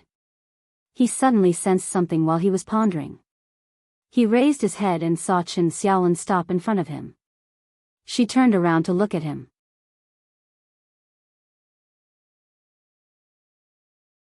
Chapter 168. Clearly, Chen Xiaolin was deliberately waiting for Luo Nan. Tian Luo Nan greeted, Senior Sister Chen. Chen Xiaolin spoke very bluntly, You're in contact with Leicester? Luo Nan was a bit embarrassed. His coughing came surging up at this time and his face turned red. But now that they had pulled away from the team in front of them, some things could be said. I heard that Senior Sister hasn't seen him all this time. Actually, the matter at the time. Luo Nan coughed with great difficulty. He wanted to explain but he didn't know where to start. From the bottom of his heart, he felt that it was better for Chen Xiaolin to never know about this level of things. I can more or less understand what happened. Oh. Chen Xiaolin watched Luo Nan, but the focus of her gaze wasn't on his face. My dad used to be a special police officer. Leicester's father was also a special police officer. Their profession always brings them into contact with some very dangerous things. When faced with vicious criminals and the like, there's no reason. Violence is the solution, right? Luo Nan could only nod his head in understanding. The profession of a special police officer is very dangerous. Right now, Leicester's father is more or less a police officer. But my dad wasn't that lucky. He was blown to pieces during a mission. This happened about 7 or 8 years ago. Luo Nan was stunned hearing this. He wanted to open his mouth to console her but he felt that it was meaningless. Plus, Chen Xiaolin's attitude was very calm and unperturbed. Junior brother Luo, I don't need to hide it from you. Leicester is the type that I really like. He's just like my father. He's firm, strong, simple, and generous. But when I think about how he might be like my father in the future, struggling between all kinds of dangers and never getting tired of it, I can't accept this. Chen Xiaolin shook her head amidst Luo Nan's silence. She suddenly laughed, and more realistically, I can't understand Leicester and your logic. Luo Nan spoke in a low voice, Senior sister, you're saying, Chen Xiaolin stared at him, why did you and Leicester act like it was a matter of course when faced with that kind of situation? You didn't feel surprised at all? Panic? It was as if the surroundings should be filled with these things. Did you know? Your expressions at the time made my heart go cold. At this point, Chen Xiaolin took a deep breath and finally said, you and I may not be people of the same world. I can't understand, and I don't want to understand, let alone come into contact with you. Luo Nan was silent again. A long while passed before he said, I have a general understanding of Senior's intentions. But I don't know anything about this sort of thing. I just thought that between you and me, if this chapter is not finished, please turn the page. It's rare to be able to say things out loud like this. I think with Leicester's personality, he's definitely not the kind of person who pesters others, right? At the same time, Luo Nan could see that Chen Xiaolin was an extremely rational person. She probably wouldn't turn back once she made her intentions clear. He was pessimistic about the results of Shuelei's visit. But no one could accept this for Shuelei. Chen Xiaolin was indeed reasonable. She nodded gently. All right, let him come. Let's make things clear. Then thank you Senior Sister Chen. Luo Nan nodded and let out a secret sigh of relief. This sort of thing was a domain he was unable to understand. Forcing himself to do this caused a layer of hot sweat to appear on his back. The distance between the two and the group grew further and further. Many people turned their heads to look, especially Tian Qi. He kept his gaze cast over, looking a bit gloomy. Luo Nan could understand the knot in Chen Xiaolin's heart, but some things weren't that easy to accept. He thought for a bit and couldn't help but ask, that person? Chen Xiaolin laughed. She actually flexed her arm to make a bulging motion. He's not my type. Clearly, Chen Xiaolin's mental state had calmed down quite a bit after talking about this matter. She could tell jokes now. This was obviously good for her, but the result for Shuelei would only be more negative. Luo Nan sighed in his mind. He and Chen Xiaolin increased their pace to catch up to the group. Right now, the situation of the large group was quite interesting. Most people were paying attention to the center of attention of this get-together, which was Mo Qiu and Tian Xi. However, Tian Xi was paying attention to Tian Qi, and Tian Qi was paying attention to Chen Xiaolin. This chain of attention continued on, and unwittingly, Luo Nan and Chen Xiaolin became the center of everyone's gazes. Of course, Luo Nan and Chen Xiaolin were magnanimous, but people felt that they weren't magnanimous enough. Tian Qi found it hard to say some things, so Tian Xi smiled and said, Junior Nan, what are you talking about with our Xiaolin? Could it be that the matter last week wasn't settled? Was it because of the society? Oh, right. Mo Peng realized something in hindsight. Last Wednesday, I remember my sister saying that you were going to test for the Mystic Arts Research Society. Did you pass? Luo Nan was speechless. Mo Peng, you've gone stupid from playing games. Over 10 days have passed. Just how slow are you going to be? You're still holding on to the past and not letting go? Tianxi and Luo Nan broke into laughter and surprise before Luo Nan could respond. Tianxi said, "The Mystic Arts Research Society?" Tianxi is in the Mystic Arts Research Society. Huh? Luo Nan was a bit surprised. Tianxi finally had the chance to speak formally. He felt that it was a bit funny, but also very strange. This chapter is not finished. Please turn the page. I've been helping out with the newcomer's interview, but I've never seen him before. Luo Nan, this name sounds quite familiar. He stared at Luo Nan, sizing him up for a while. Then he suddenly cried out involuntarily, "Oh right. You're not the one who missed the exam, right? You didn't show up for the interview on Thursday. There were even people who tried to contact you, but they couldn't get in touch with you. The school system showed that you skipped classes for the entire day. We were all fired." Wow. Missed the exam? Skipped classes for the entire day? Acumen College is this cool? Lil Ananster, you really make people have a whole new level of respect for you. Luo Nan discovered very innocently that he had suddenly become the target of criticism. Tianxi was a bit inexplicably excited when this situation suddenly occurred. His words grew more and more discordant. "It's already quite late for our society's entrance exam. You skipped the exam. Does that mean you haven't joined the society yet?" On the other side, Tianxi shook her head. She turned to look at Chen Xiaolin. "Our society doesn't seem to have any arrangements. Did you miss it when you were admitted to the hospital that day, Xiaolin?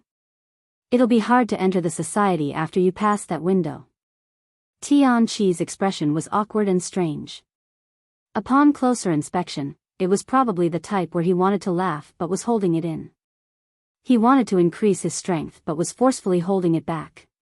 But in the end, he still couldn't help but say, "Junior, it's not that I want to say this, but it's too much of a pity for you to miss the opportunity to enter the society. Plus, 8 credits will be deducted from your year." Luo Nan understood Tianxi's current state of mind very well. He felt a bit helpless and bored. When all was said and done, he had no enmity with this person. There was a 50% chance that they would work together in the same society in the future.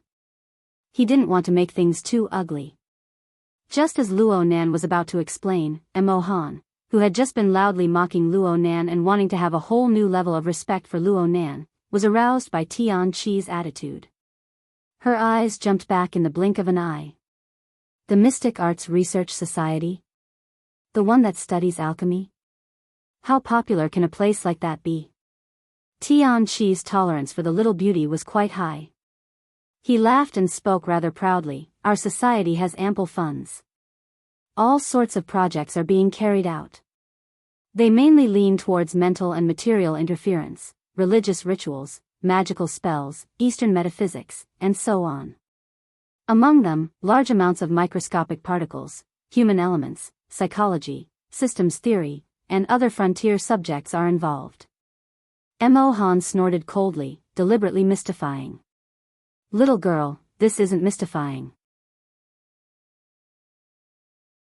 Suddenly, an arm wrapped around Mo Han's shoulder and pulled her into a hug, pressing half of the little girl's body into an embrace. The smell of alcohol and saliva sprayed onto the side of her face as she chuckled. Mo Han was caught off guard and screamed in fright. "I'm finally home. I wish everyone a happy Mid-Autumn festival. I'm going all out to finish writing."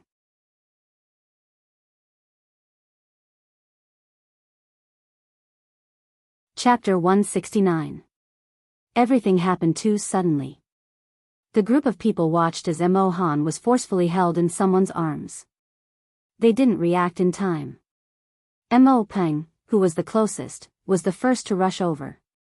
He grabbed the man's arm and helped the struggling Mo Han break free. Mo Tao, Mo Han's elder brother and the strongest member of the group, let out a low roar and rushed forward, slamming the man against the wall and grabbing his collar. "You're not going to die," Mo Tao said. "What are you doing?" F***ck me. "What the F***ck are you doing?" The man was pressed against the wall, but his voice was even louder than Mo Tao's. The smell of alcohol coming from his mouth was nauseating. He was clearly very drunk. Luo Nan and the others were at the place where they had just walked past the reception hall and entered the passage. The environment suddenly became narrow. A dozen or so people formed a circle, blocking most of the passage. The drunkard hoodlum shouted a few words, but he seemed to sober up a bit when he saw the dense mass of people before him. He was a bit scared for a time and stopped for 2 seconds. But soon, his drunken eyes caught a glimpse of a certain person in the crowd. He immediately stretched out his hand and swung it twice. Finally, he placed it on Mo Tao's shoulder and pointed at Tian Chi, who was dumbfounded and had his mouth agape. "What's up, little Tian Chi? You can just flip your face when you want it outside?" "The Officer Huang." Tian Chi blurted out the first word, but he couldn't hold back the rest of the words. The man's many years of accumulated power made him feel weak in his heart. But the current situation truly exceeded the limits of his face. His fair face soon flushed red. If he could, Tian Chi would certainly want to dig a hole in the ground and bury himself in it. Fortunately, his cousin Tian Si stepped forward bravely and angrily rebuked, "Huang Bingzhen, what kind of drunken madness is this?" The drunkard hoodlum narrowed his eyes. With great difficulty, he saw Tian Si's face clearly under the blurred light of the hallway. He laughed again. "Tian Si. Si, Sister Cici." This guy called Huang Bingzhen was at most in his 20s. His drunken face perfectly accentuated his usual arrogance.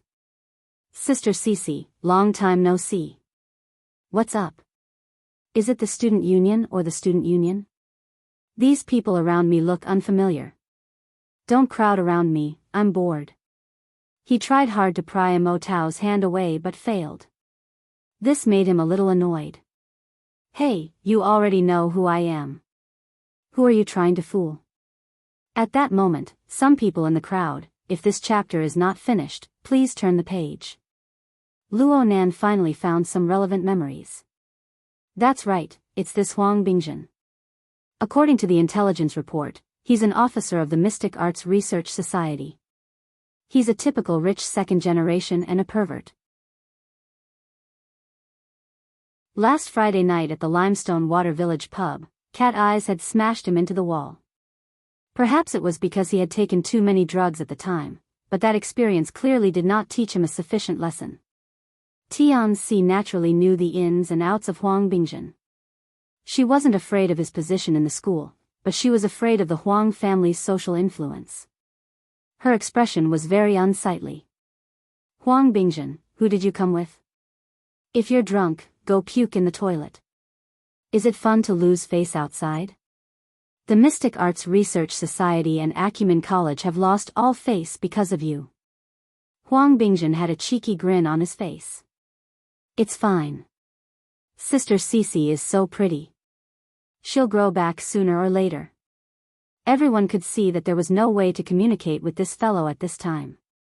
Mo Chio confirmed that Mo Han wasn't injured, so he didn't want to tangle with her any longer. He took advantage of the situation to close the distance between him and Tian Si. He lightly embraced her shoulder. "Let's go.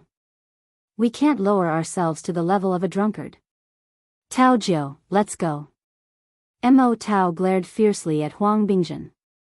He grabbed Huang Bingzhen by the collar and slammed him into the wall before letting go. Who knew that once Huang Bingzhen regained his freedom, he would run his mouth like a train? "Hey, my friend over there. You're familiar with this line of work. Did you ask me for permission before doing this? Did you ask their president, Chen Chen?" This fellow had an intoxicated look on his face, but his heart wasn't. His words were poisonous. Tianxi's face turned green from anger, but the more she was like this, the more excited Huang Bingjin became. So you guys are all hooking up, but I'm not allowed to hug a little girl. Come, little girl. Let me tell you about the Mystic Arts Research Society. He reached out to hug Emohan as he spoke, but Emohan, who had come back to her senses, wasn't someone easy to deal with. She immediately kicked out, hitting Huang Bingjin's shin bone. Emohan was wearing pointy leather shoes. Her kick was filled with hatred. Huang Bingjin immediately let out a miserable groan. He hugged his leg and jumped, but he didn't stand firm. He fell to the ground, battered and exhausted. Let's go. Mo Chio didn't want to make a big deal out of this. He suppressed the unhappiness in his heart and called his companions to leave. The group of people walked inside, leaving Huang Bingjin behind.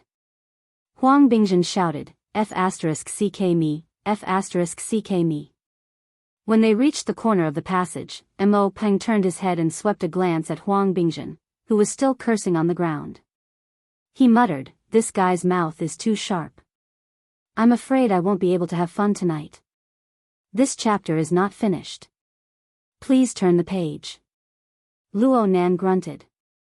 He looked at Tianxi and Tianqi's preoccupied appearances. This was indeed the case. When they turned the corner, Luo Nan's line of sight could no longer be seen. However, the range of Luo Nan's mental senses still covered Huang Bingjin. He discovered that someone had gone over to greet Huang Bingjin just as they turned the corner. Clearly, this person had seen the conflict earlier but intentionally avoided trouble. Luo Nan had actually seen this person before. He was Lu Tao from Xie Juanping's circle of friends. At the same time, he was also a high-ranking member of the construction society. He wore gold-rimmed glasses and had a very scholarly appearance. Huang Bingjin was from the Mystic Arts Research Society. The circle of this group of rich second-generation kids far exceeded the circle of the school's societies. It didn't seem like a cruel bidding war was going on at all. Tonight, Mo Chio had actually spared no expense for this get-together. He specifically booked a large private room to facilitate the preparation work before entering. After the group of people entered the private room, they were guided by the AI to the scanning area to stand. The relevant equipment examined their body shapes, body characteristics, and so on. Data models were built, peripherals were matched, and so on were used to achieve the best effect of reality. Actually, the vast majority of people had accounts at Frost River Reality. A single scan was enough to connect with their previous data. They could stand for a bit and come out. But there were always exceptions to everything. Only Luo Nan could not get through the scan. Mo Peng was impatient. What's going on?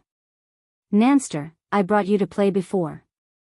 As a veteran gaming geek, Mo Cheng was quite clear about the things here. He shook his head and said, Nanster, you came last year. You're half a head taller than last year. You've developed, but you don't play often. The system needs to readjust. Luo Nan was well aware that the drug stimulation had caused quite a large change to his body over the years. Now there was no more drug stimulation, but under the stimulation of soul strength, the changes would probably be even greater in the days to come. He laughed. Actually, it's nothing. I told you earlier that I wouldn't play sensual games. Why wouldn't you play? Mo Han found it strange. Isn't this the reason we came to Frost River Reality? This. Luo Nan's scan finally went through, but a rare yellow light lit up in the scanning area. There was also a prompt. Distinguished customer, we are very sorry to disturb your gaming progress. Since you are currently undergoing treatment, according to the doctor's advice, please do not engage in highly stimulating games. Strive to update on time tomorrow and try to make up for it. Current payment progress, monthly subscription March 15th.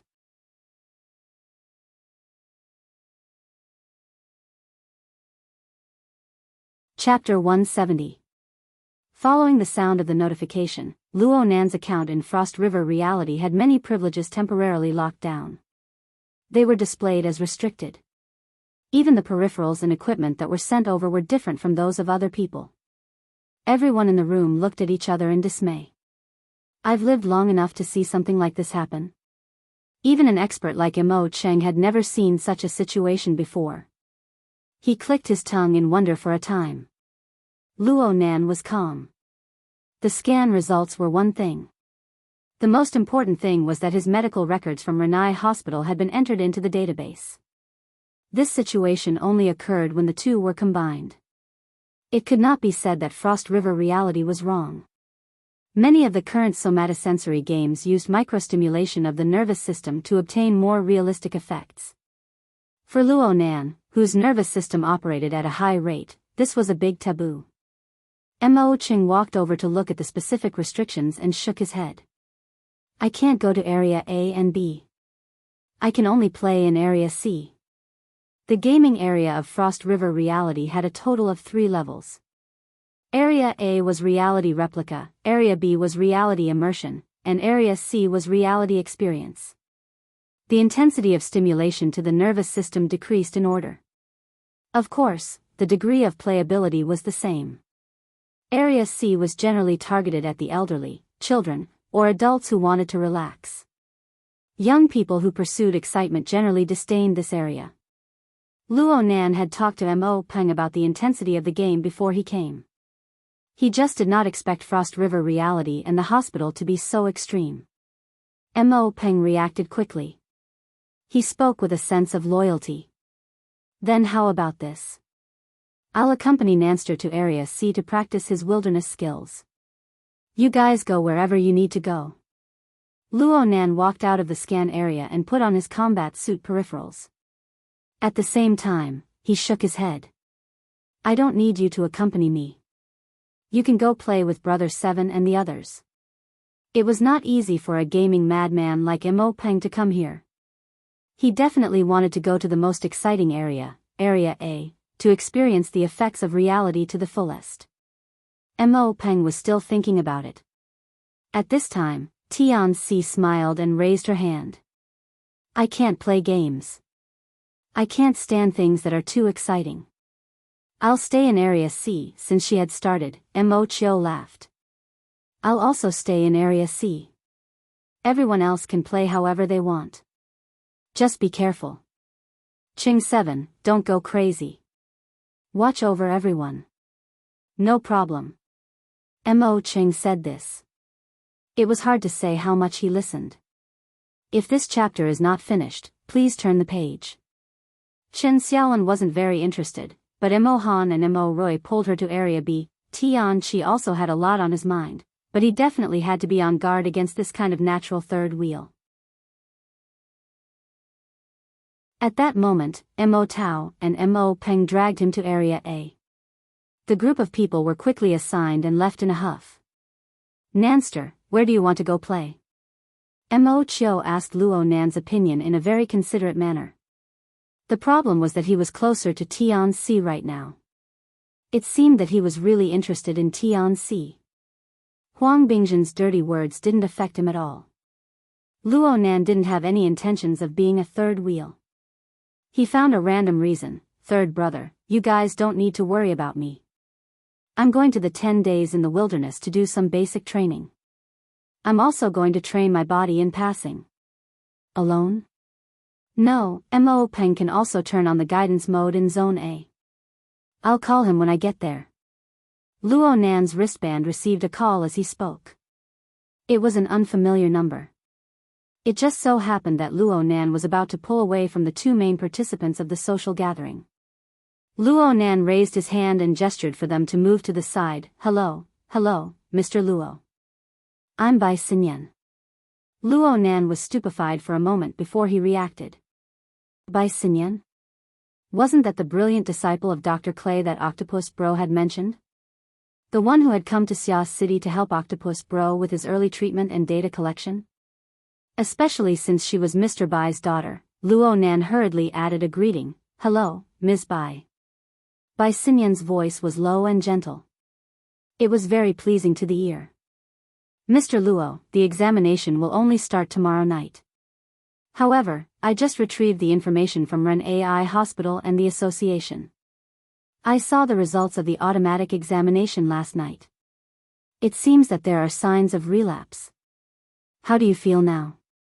Luo Nan secretly admired this person's strict attitude, but he couldn't say that the wraith sign was cheating him. He could only vaguely say, I really do feel a bit uncomfortable. I feel like the pressure has increased, perhaps your soul power has grown again. There will always be a period of rapid growth before and after an ability user awakens. But for the current you, this is not good news. Bai Xinyan had accurately grasped the root of the problem and was very frank. Luo Nan was mentally prepared. Bai Xinyan continued, for the next step of treatment, I need to update some data here. I hope Mr. Luo can cooperate. I need to go back to the hospital. This chapter is not finished. Please turn the page. Is it? No need. I noticed that the Frozen Star system retrieved your information from Ren AI Hospital about 5 minutes ago. The Frozen Star system? It's the main system of Frost River Reality. It's located in the supercomputer Black Dome. It's the carrier of several experimental projects of the Star Alliance Committee, the military, and the Ability User Society. It has a relatively close relationship with us. You're at Frost River Reality right now, right? Fudong Avenue in the city center? He had been caught. Luo Nan was a bit embarrassed. He could only explain, I'm in Area C, and my privileges are locked. No, Mr. Luo. You can't be in Area C. I need you to go to Area A. Frost River Reality Area A's competition space has a classic competition event. You should have heard of it before. It's the Frost River Waterway. Frost River Reality is named after it. Yes, I know. Not only did Luo Nan know, he had personally experienced it. It was when he followed Imo Peng and called Imo Han, Sister Pomegranate. That time was simply too embarrassing. Luo Nan still had lingering fears just thinking about it. The Frost River Waterway is actually a human body limit test project developed by our laboratory. It's equipped with an information collection device that can be used as a detection device to revise the relevant data. Then, Luo Nan was just about to ask when his wristband vibrated. He received an email in his inbox. Inside was an electronic key and the relevant method of use. Bai Xinyan's deep and melodious voice lingered in his ear. This is the temporary privileges of the Frost River Waterway. You can enter Area A through this. Then all you need to do is follow the requirements of the system. Join and do your best to persevere until the end of the game. That's it? Yes, I'll arrive in about 2 hours to extract the data. If Mr. Luo has the strength to spare, you might as well do it a few more times. This will help the system collect more comprehensive information.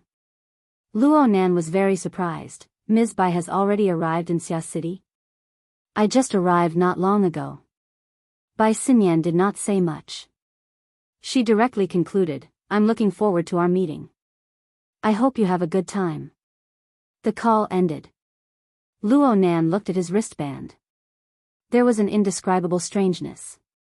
Why did he feel that something was wrong? Hold on. The Frost River Waterway.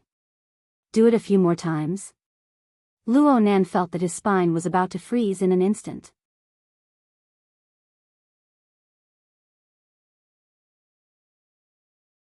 Chapter 171. Luo Nan stood still.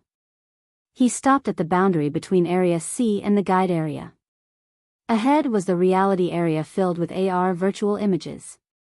Through the strengthening of the external goggles, these virtual images had a bit of a cartoon flavor to them. It was hard to tell the difference between reality and illusion. Some advanced players could choose their virtual guide. From virtual idols to game heroes, there was no problem. Therefore, the area ahead suddenly became lively and clamorous. Real human figures and virtual images mixed together. It was a dazzling sight. Luo Nan talked as he walked. His speed was very slow.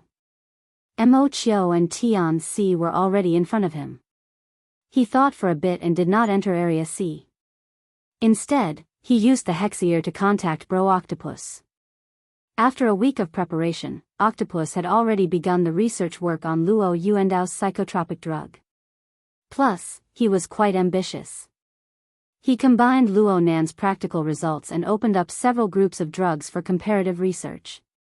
He really turned into an octopus, spending several days in a row in high-intensity work. His days and nights had long since turned upside down.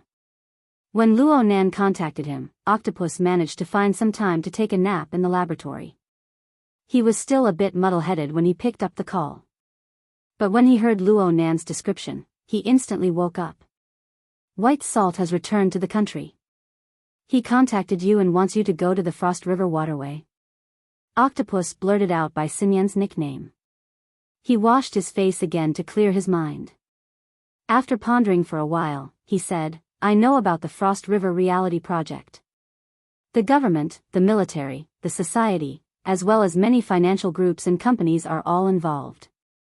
Chairman Ouyang is also a technical consultant. Our psychic wave network platform actually has a transplant. Of course, it's not suitable for you. But if it's somatosensory stimulation, the corresponding danger will be greatly reduced. Frankly speaking, White Salt's plan is a bit radical. But it is very much in line with the style of Dr. Clay's School of Reconstruction. Their school relies on top-notch nerve repair technology. They are very happy to test the limits of the human body in every case. They work on these limits, combining repair and strengthening into one. There is no school that can match up to this advantage. Of course, you need to pay attention to controlling the intensity. Luo Nan roughly understood. Since Octopus said this, there shouldn't be any major problems. He thanked Octopus and hung up. He decided to follow by Xinyan's instructions. If this chapter is not finished, please turn the page. Following that, he followed the instructions on the key email and loaded the electronic key into his social authority system. He obtained temporary authority and connected to the frozen star system. Soon, the system guidance arrived. Luo Nan followed the instructions and left Area C. He took the special elevator to the third floor of Frost River Reality. The elevator door opened, and two ushers dressed as female starship soldiers said at the same time, Welcome, sir. The two guides saw Luo Nan, who had the face of a student, standing in the elevator car wearing eye-catching, restricted peripherals. The latter half of the guide's speech was a mess. Luo Nan was able to confirm that the two guides were real people and not virtual images. He nodded in response and walked out of the elevator. It was completely different from the bustling scene below. Upon entering the third floor, it was extremely quiet. The gloomy black light and the dense light spots at the top formed a miniature starry sky environment. It was as if even breathing could be heard. Luo Nan could also feel that his arrival seemed to have caused trouble for the two guides, but he couldn't always explain, I'm just here for a physical examination. He could only feign ignorance and politely ask for relevant information according to the system notification. I want to go to Frost River number 3. How do I get there? The two guides, one with long hair and the other with short hair, were both charming and pleasant. The two exchanged a few glances when faced with Luo Nan's question. Only then did the short-haired guide speak. Sir, Frost River number 3 is an independent area. Can we confirm your corresponding authority? Okay. Luo Nan was just about to raise his hand when the long-haired guide made a hand gesture to the side of the scanner to release light. The light swept across Luo Nan's combat suit peripherals and a pale yellow indicator light lit up. Luo Nan immediately received a system notification. Hello, respected customer. You have accidentally entered an unauthorized area. Please follow the instructions of the nearby guide and leave as soon as possible to avoid causing any accidents. The two guides looked at each other again. When they faced Luo Nan again, they simultaneously revealed professional sweet smiles. Sir, you have also seen the situation. I hope you can cooperate. Wait, it's not that. Luo Nan could roughly guess that the authority on his wristband was not connected to the peripherals of Frost River Reality. He was just about to explain when the electricity behind him stopped. This chapter is not finished. Please turn the page. The latter door opened again and someone walked out unsteadily. Another drunkard. Was Frost River Reality an amusement center or a hotel or a restaurant? However, the person who came was clearly a regular customer. The two guides saw him and simultaneously bowed in greeting. Mr. Who? The drunkard walked over. He looked quite young. He casually placed his arm on the shoulder of the short-haired guide. The latter hurriedly reached out to support him and revealed a sweet smile. Mr. Who, what do you have in mind? Mr. Who was still clear-headed. Give me a private room and an environment that can quickly hypnotize me. Let me sleep for a while. Yes, C7. These people can really drink. Okay, Mr. Who. The short-haired guide supported Luo Nan and walked inside. She indicated to her companion to quickly solve Luo Nan's problem. Mr. Who moved 2 steps sideways like a crab. He could not walk properly. He got closer to Luo Nan and his drunken eyes swept over Luo Nan's face. At this moment, he was stunned. He suddenly reached out to grab the goggles on Luo Nan's face. Luo Nan took half a step back and avoided the grab. He frowned. Mr. Who, fellow student. The two guides spoke almost at the same time, but they did not know what to say. It was clear that they could not handle this chaotic situation. Mr. Who was about to reach out, but at this moment, there was a knock on the door. The door of a room at the end of the corridor opened and a woman in a dark professional suit walked out. Seeing this person, the two guides seemed to have found their backbone. They called out at the same time, Manager Ian. The lady also noticed the situation here and walked over. As she got closer, her appearance gradually appeared in the dim light. She looked to be in her 30s. She had a beautiful face and an elegant demeanor. Her exquisite makeup brought out the mature charm of a woman. Her gaze swept across Luo Nan and Mr. Who's faces. She immediately smiled at Mr. Who and said, "Little boss, you got drunk the moment you came here. Do you think I specialize in sobering up soup?" Mr. Who was inexplicably afraid of her. He straightened his body and waved his hand. "Sister Lo, I didn't mean that." Madame Ian turned her face again.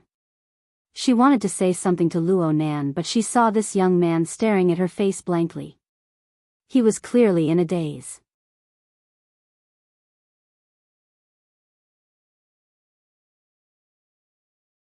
Chapter 172. Kids these days. Madame Ian laughed dumbly. She first asked the two guides for the results of the clearance scan. With a glance, she knew what was going on. She walked in front of the drunken Mr. Who and separated the two of them. She said to Luo Nan, "Student, this is the VIP area of Frost River Reality. Judging from the clearance of your equipment, you shouldn't be here." Wait. On the other side, Mr. Who had sobered up quite a bit. However, when he spoke hurriedly, his tongue was not as smooth as before.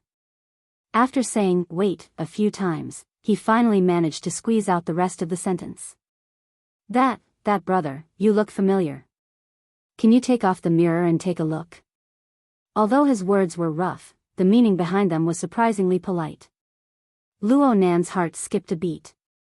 He carefully looked at Mr. Who's face and saw that the outline of his face was a bit swollen due to excessive drinking. He actually looked a bit familiar. After thinking for a bit, he took off the goggles. With just this one movement, a piece of information suddenly popped up in the corner of his memory. Senior Who? Luo Nan, Junior Nan. Mr. Who shook off the guide's support and came forward to give Luo Nan a hug. Luo Nan could not avoid it for fear that he would not be able to hold on and fall to the ground.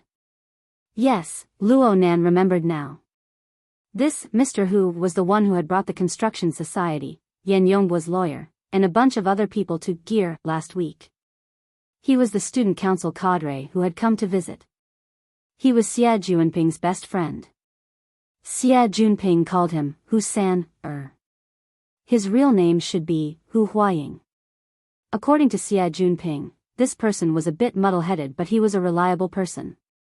However, was his relationship with Hu-san that good? On the other side, although Hu Huaying was 70 to 80% drunk, his heart was still clear. He and Luo Nan had only met once, but Xie Junping and Luo Nan were not. Hu Huaying also worked in the club activities department. He had seen everything that Xie Junping had been doing for the past week. Xie Junping had been running back and forth for Luo Nan to join the order club. Ever since they knew each other, when had he ever seen this young master so worried? Even though he was very clear about Xie Junping's sexual orientation, he couldn't help but think, could it be that this bro turned the Xie family's playboy gay? As Xie Junping's best friend, Hu Huaying was very clear about her attitude. Showing enthusiasm was just the beginning, the key was the next step. Junior brother, you have to go to class tomorrow, right?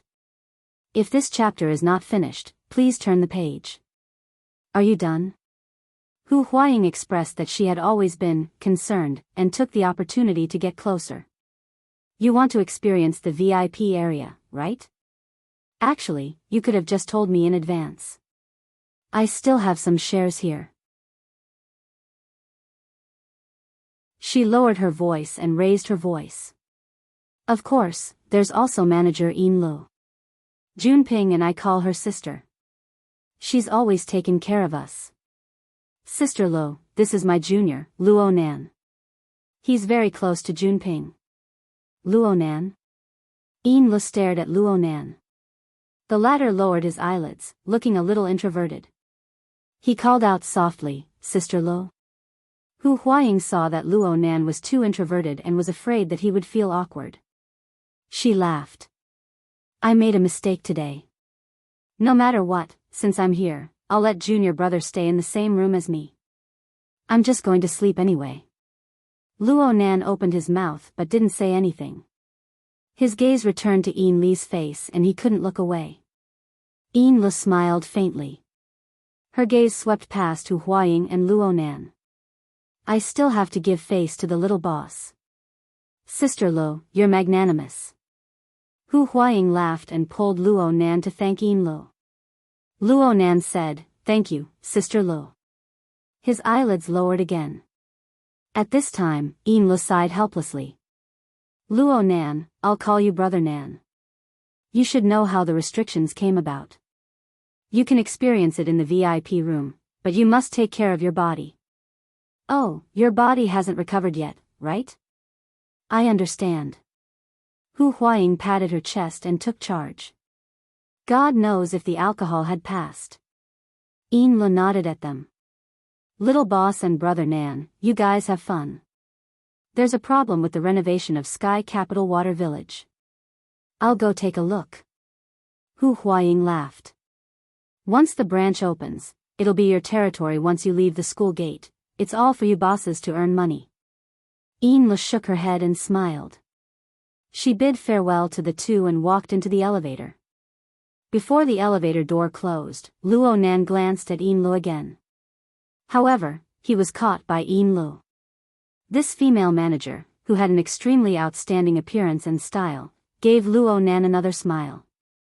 She gently waved her hand, bidding him farewell. Then, the two guides picked the rooms and led Hu Huaying and Luo Nan to the inner part of the VIP area. According to Hu Huaying's introduction, the overall structure of the VIP area was distributed like a swarm. They were all separated luxurious rooms. Everything in the gaming area below could be found here. This chapter is not finished. Please continue. And it would only be more exquisite. The VIP rooms were like the private rooms below. However, the gaming area was integrated into it. There was also a scanning area in the room. Under the guidance of the two guides, Luo Nan re-entered this area and started scanning again.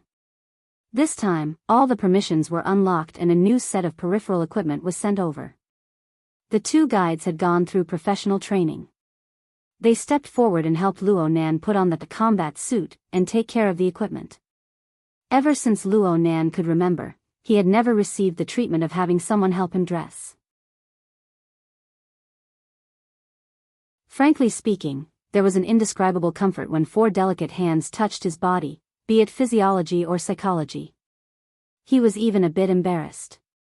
This time, there was no trace of acting involved. Hu Huaying was overjoyed. She kept egging Luo Nan on, wanting to see the world in chaos. The short-haired guide was very courageous. She saw that Luo Nan really did not have much experience. He was a standard rookie, so she deliberately reached out to touch his chest and teased him, "Your acting is quite good. You even called yourself Frost River number 3. You scared us."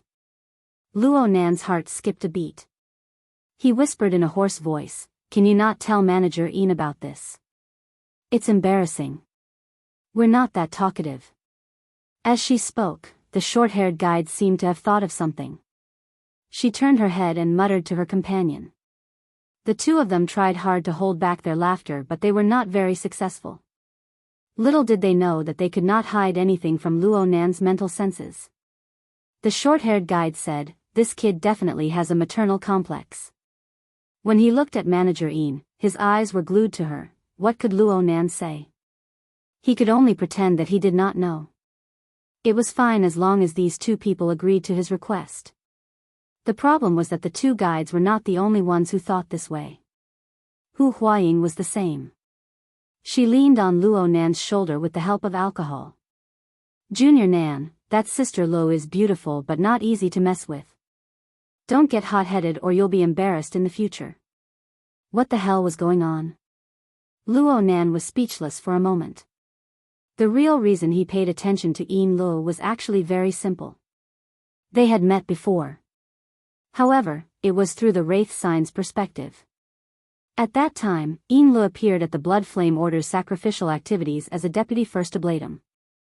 She was fully deserving of being a high-ranking member of the Order.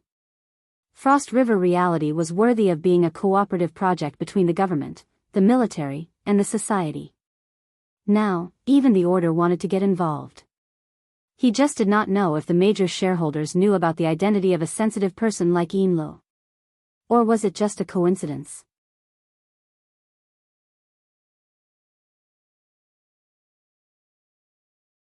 Chapter 173. Hu Huaying was still chattering away. Sister Luo is a talent in both technology and management. She was poached by the company at a high price. Apparently, she has a very powerful background. It's not like no one has tried to get her before, but they all ended up in disgrace. Luo Nan could more or less obtain some information about Ian Luo from Hu Huaying's chatter. This was in contrast to what he learned from the Wraith Sign. However, Hu Huaying quickly diverted the topic. She was eager to bring Luo Nan to experience the relatively easy-to-get kind of experience. Luo Nan's response to this was to wear a special tactical helmet peripheral to block out all of the outside world's messy information. The default option of the tactical helmet was augmented reality. The interior of the VIP arena room was designed to look like a starship. Coupled with a bit of AR technology, it was a pretty good immersive experience. However, Luo Nan soon lost his cool. The tactical helmet was gradually affecting his 5 senses to help him further enhance the experience. However, it was precisely this influence that stimulated Luo Nan's mental senses. Under the circumstances where his 5 senses were confused, his all-encompassing senses began to take over everything. Illusory and real scenes intertwined. In the end, the real side still prevailed. Under the clairvoyance of his mental senses, the light and shadow effects were revealed one by one. There was no longer any reality to speak of. Luo Nan felt a bit helpless. This was an unexpected trouble. If this trend continued, he would probably be cut off from virtual reality in the future. Hu Huaying and the two guides were absolutely unable to understand Luo Nan's feelings. After routinely asking a few questions about his impressions, they quietly retreated to avoid disturbing Luo Nan's immersion experience. They each did their own thing. Little did they know that Luo Nan's mental senses gave him a better understanding of their actions. The long-haired guide retreated first. The short-haired guide flirted with Hu Huaying for a while before leaving with a smile on her face. Hu Huaying's anger was ignited. It was not appropriate for her to be presumptuous beside Luo Nan. She could only laugh and curse as she went to the resting area to find a place to sleep. However, he soon received a call. It was probably one of his friends urging him to hurry up. After refusing twice, he could only helplessly get up and quietly leave the room. Just like that, Luo Nan was the only one left in the entire VIP room to carry out his boring attempts. After a few tries, he finally lost all his patience. He took off the tactical helmet and walked out of the high-class fully enclosed maglev cabin. He was lost in thought. This situation wasn't right. If it was only for normal people to use, it would be fine, but from Bai Xinyan and Brother Octopus. If this chapter is not finished, please turn the page. It was obvious that the association was involved in this project. There were a lot of mentally enhanced people like him in the association. If they all had this kind of out-of-character experience, then wouldn't the Frost River waterway become a joke? Luo Nan discovered that he might have taken a wrong path when he thought about this logic. He hurriedly looked down at his wristband and found the details of temporary privileges in the social privileges section. He then waved his hand. As expected, the system guidance with temporary authority had yet to end. It was still reminding him of the relevant location, and the target was still Frost River number 3. He should have realized it a long time ago. The authority Bai Xinyan gave him was clearly not compatible with the local reality system. They might not even be on the same data chain. You should have told me then. But that deputy officiant is at the side. Am I thinking too much? Luo Nan felt that he had done quite a few unnecessary things just now. When all was said and done, he lacked social experience and his vigilance was too strong. Sometimes he made things complicated. He thought about how he had asked the 2 guides to keep it a secret not too long ago. Now that he had to ask them for help, it was inevitable that he would be embarrassed again. Luo Nan could not go back to the past. He could only shake his head and walk out with his tactical helmet between his legs. Just as he walked out of the door, he remembered that there was actually a call service in the VIP room. He rolled his eyes at the sky. But at this time, the system guidance on his wristband came. It showed that the Frost River number 3 he had been searching for a long time had entered the signal link range. Do you want to activate it? Luo Nan was dumbfounded. Then he chose yes. There was a soft sound. The door of a room in front of Luo Nan opened automatically. It was originally pitch black inside, but then the lights automatically lit up. Luo Nan walked over. After he entered, the door closed automatically, isolating the inside from the outside. He felt quite emotional for a moment. He had originally come to examine his body openly. How did he end up doing it sneakily in a moment of carelessness?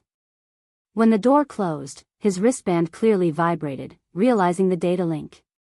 The system guidance was fully activated. A very classic virtual image of a female. In any case, it was the type that Luo Nan found familiar. It was projected before his eyes. Hello, Explorer Luo Nan. Welcome to a brand new adventure. I am your guide, Nina. According to the rules of the adventure manual, please enter the scanning area and equip yourself with the appropriate equipment. The scene guidance started just like that. Luo Nan confirmed that it seemed that this room, or perhaps the permission given to him by Bai Xinyan, directly locked the game project. It did not give him the opportunity to choose. This was similar to his experience in the VIP room. This chapter is not finished. Please continue. It was not quite the same. This was nothing. Luo Nan followed the guide and entered the scanning area. This was the 3rd time tonight. The scanning this time was more detailed than the previous 2 times. The duration was longer as well. It even required him to do a few sets of movements from time to time against the released demonstration video. There was no doubt that this gave off a more professional feeling. Luo Nan could feel that the combat suit on his body was undergoing fine adjustments according to his movements, making it more comfortable. Then should he put on the helmet that was placed aside? As he was thinking, the helmet beside him flashed with red light. The virtual guide, Nina, spoke softly. Explorer Luo Nan, the system has confirmed that your current tactical helmet does not meet the requirements of the adventure. It needs to be changed. Please follow the guide and perform data binding on the new helmet. At the same time, the automatic mechanical platform turned around and presented a new tactical helmet to Luo Nan. Luo Nan took it and scanned it. It seemed to be no different from the previous one just by looking at its appearance. He shook his head and put on the new helmet. But the following interface made him a bit surprised. The interface was pitch black. There was only a silver-white dot of light in front of him. The system guidance asked him to focus his attention on the dot of light. Luo Nan naturally did as he was told. Next, the dot of light split up. 1 became 2, 2 became 4, and they spread out to the two sides. Soon, they turned to the limits of the range of his vision. But the system guidance still asked him to lock onto the additional dot of light. If it was a normal person, they would probably be stupefied. But for Luo Nan, who had grasped all-encompassing mental senses, it could not be any easier. Very naturally, he entered the level of mental senses from the basic visual senses. That's right, this was a special guide for ability users. Luo Nan suddenly realized. The dot of light split up into 360 dots. They covered the front, back, left, right, up, down, and so on. Luo Nan locked onto them one by one. Then all the dots of light converged into one. They were located right above the top of his head and pressed into his skull. Luo Nan's mental senses automatically cut inwards. Suddenly, countless lights and shadows appeared before his eyes. They interweaved with each other. After stabilizing, Luo Nan discovered that he had already entered the interior of a starship. The door that had just opened was in front of him. A metal-constructed corridor extended forward. Luo Nan hesitated for a moment before extending his hand to touch the opened alloy door.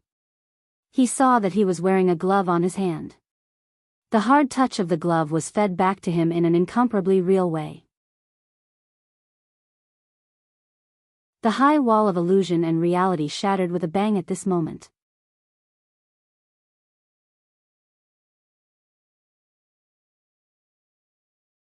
Chapter 174. On the east coast of Xia City, there was a dangerous section of the Huanhai Highway. Beyond the guardrail of the highway was a cliff. Under the dark sky, the fine rain was like mist, erasing the boundary between the cliff and the sky. This Huanhai Highway was the first-class highway to be paved with magnetic pavement. In the beginning, it was used as a technical practice. Later, because of its status as a classic, it gradually became the preferred choice for street racers. Although the weather was bad, the thrill-seeking racers did not mind. Sports cars sped along the highway one after another. With the help of the maglev system, they easily reached speeds of over 300 kilometers per hour. The headlights of the car were like a long sword that cut horizontally, cutting the curtain of night and the rain into pieces. They also made the cliff glisten and stand out from the hazy sea and sky. Bai Xinyan stood at the top of the cliff, looking at the staircase road that extended into the distance. The cars racing on the road were like fireflies moving in the opposite direction, gradually becoming indistinguishable in the curtain of rain. Xia City is still the same. There's no difference between it and Luoyang City. Faced with the harsh environment after the war, it was difficult to maintain the cultural characteristics of a large metropolitan area that was built in a hurry. A high degree of homogeneity was inevitable. It was precisely in such a boring jungle of steel that the seemingly turbulent but actually monotonous structure of human nature was created. Because of this, every gifted type is worthy of special treatment, from the perspective of species diversity. Bai Xinyan had her hands in the pockets of her windbreaker. She faced the sea breeze and took a step forward. The fluttering raindrops condensed into fine ice crystals under her feet, carrying her body. Just like this, it condensed, shattered, and solidified, forming a faintly discernible ice crystal staircase. She crossed over the multi-layered road and arrived at the bottom of the cliff. There was no trace of the void behind her. Right now, Bai Xinyan was standing on a protruding platform about 10 meters above sea level. It was big enough for two people to stand on. On the inside of the platform, there was a recess of more than 3 meters deep and nearly 2 meters high. Traces of artificial excavation could be seen. Bai Xinyan didn't go in. She looked around and saw that there was an open waterproof metal box inside. Women's clothes were scattered messily on top of it, already soaked by the drizzle that blew in. How many years has it been since I've changed my casual lifestyle? Bai Xinyan looked away and stood on the platform, facing the sea. On one side of the sea, the rain fell like a curtain. It was a hazy scene. This chapter is not finished. Please turn the page. The wind and rain blew against her windbreaker, making it flutter loudly, but it didn't make her feel the slightest bit wet. Below her, among the jagged rocks, the tide was rising. Thick white foam floated on the blurry outline of the tide, swaying back and forth. Bai Xinyan gazed at the surface of the sea. After a moment, the corners of her lips curled up. The rain that fell around her once again turned into fine ice crystals. They fell onto the rocks in the tide with a rustling sound. In the time it took to take 2 or 3 breaths, the constantly swaying white foam of the tide had turned into all sorts of strange ice crystals, and the chill was still seeping into the seawater. Very soon, the reef and the half-frozen tide formed a twisted silhouette that looked like the face of a ferocious ghost. 1, Bai thought. Bai. He counted to 3. Suddenly, amidst the sound of the wind and the waves, there was a clanging sound that spread far and wide. The ghost face on the surface of the sea suddenly tore open. Correspondingly, the reef cracked and the seawater split. A slender figure broke out of the water from the middle of the crack and screamed. Frozen, frozen to death, frozen to death. Zhang Yingying rushed out of the water. Her tight-fitting diving suit with red and black stripes showed off her good figure, but there was a layer of floating ice on her.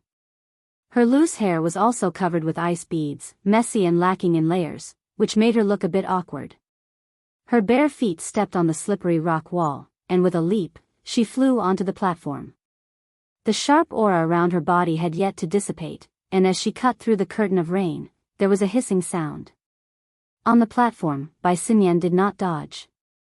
Instead, she smiled and opened her arms wide to embrace the figure that was charging at her. The camel-colored windbreaker was flipped up and covered both of them. Ah, white salt, white salt. Zhang Yingying was so excited that she wanted to roll around in Bai Xinyan's arms and rub off the ice droplets. Bai Xinyan, on the other hand, did not seem to care at all. She hugged the young girl in her arms tightly, and her chin rested on her hair that was covered in ice beads. She did not say anything, but she continued to smile. The excitement of meeting an old friend finally died down a little. Zhang Yingying put some distance between them. When she saw Bai Xinyan's face, she couldn't help but take a few bites. Aha! You haven't changed at all. You've been in the lab all day, and you haven't melted. But when she truly came back to her senses, she lowered her head to look at the surface of the sea, where the chill had yet to subside. She swallowed back the words she was about to say. Wow! How did you do it? This sort of freezing air has already far exceeded the scope of normal. You're no longer just an architect. This chapter is not finished. Please turn the page. An extraordinaire? Not yet. It's just a little trick. It's not the same as your white rainbow. But you, I haven't seen you for 3 years, and you've suddenly become very serious in your training.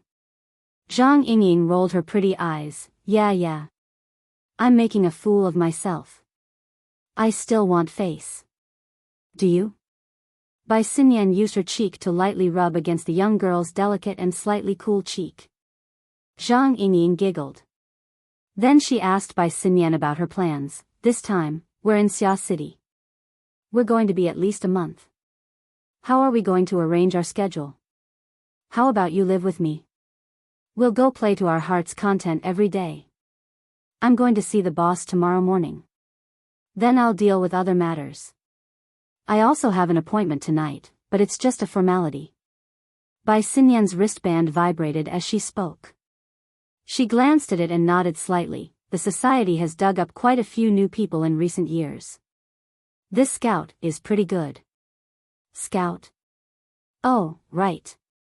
That fellow is your patient. Zhang Yingying's eyeballs swiveled. A few thoughts floated to the surface. Bai Xinyan saw this and knew that this scout was already registered with Zhang Yingying. She took the opportunity to understand the situation. The precision of this person's senses is very impressive. It's the precision direction, but it's closer to the microscopic. Why does he have the nickname Scout? This person, he really does have some talent. Zhang Yingying blinked. She was a bit baffled. You guys haven't met yet, right? How can you tell? I rely on my skills. Bai Xinyan shook her wrist, letting the data on her wristband be mapped out. Zhang Yingying could only understand a part of it, but she grasped the key information: Frost River Waterway. That fellow's nerves are damaged, and he hasn't even awakened yet. Can he hold on? TSK.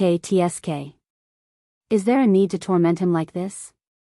Bai Xinyan smiled. When a patient receives treatment, he has to walk with two legs. One is confidence, and the other is obedience. Right now, I'm just strengthening the latter element. Zhang Yingying had a baffled expression. That fellow can be a bit jumpy at times, but he hasn't started yet, right? Yeah. He's not being disobedient. I just want to make him more obedient. Oh, pervert.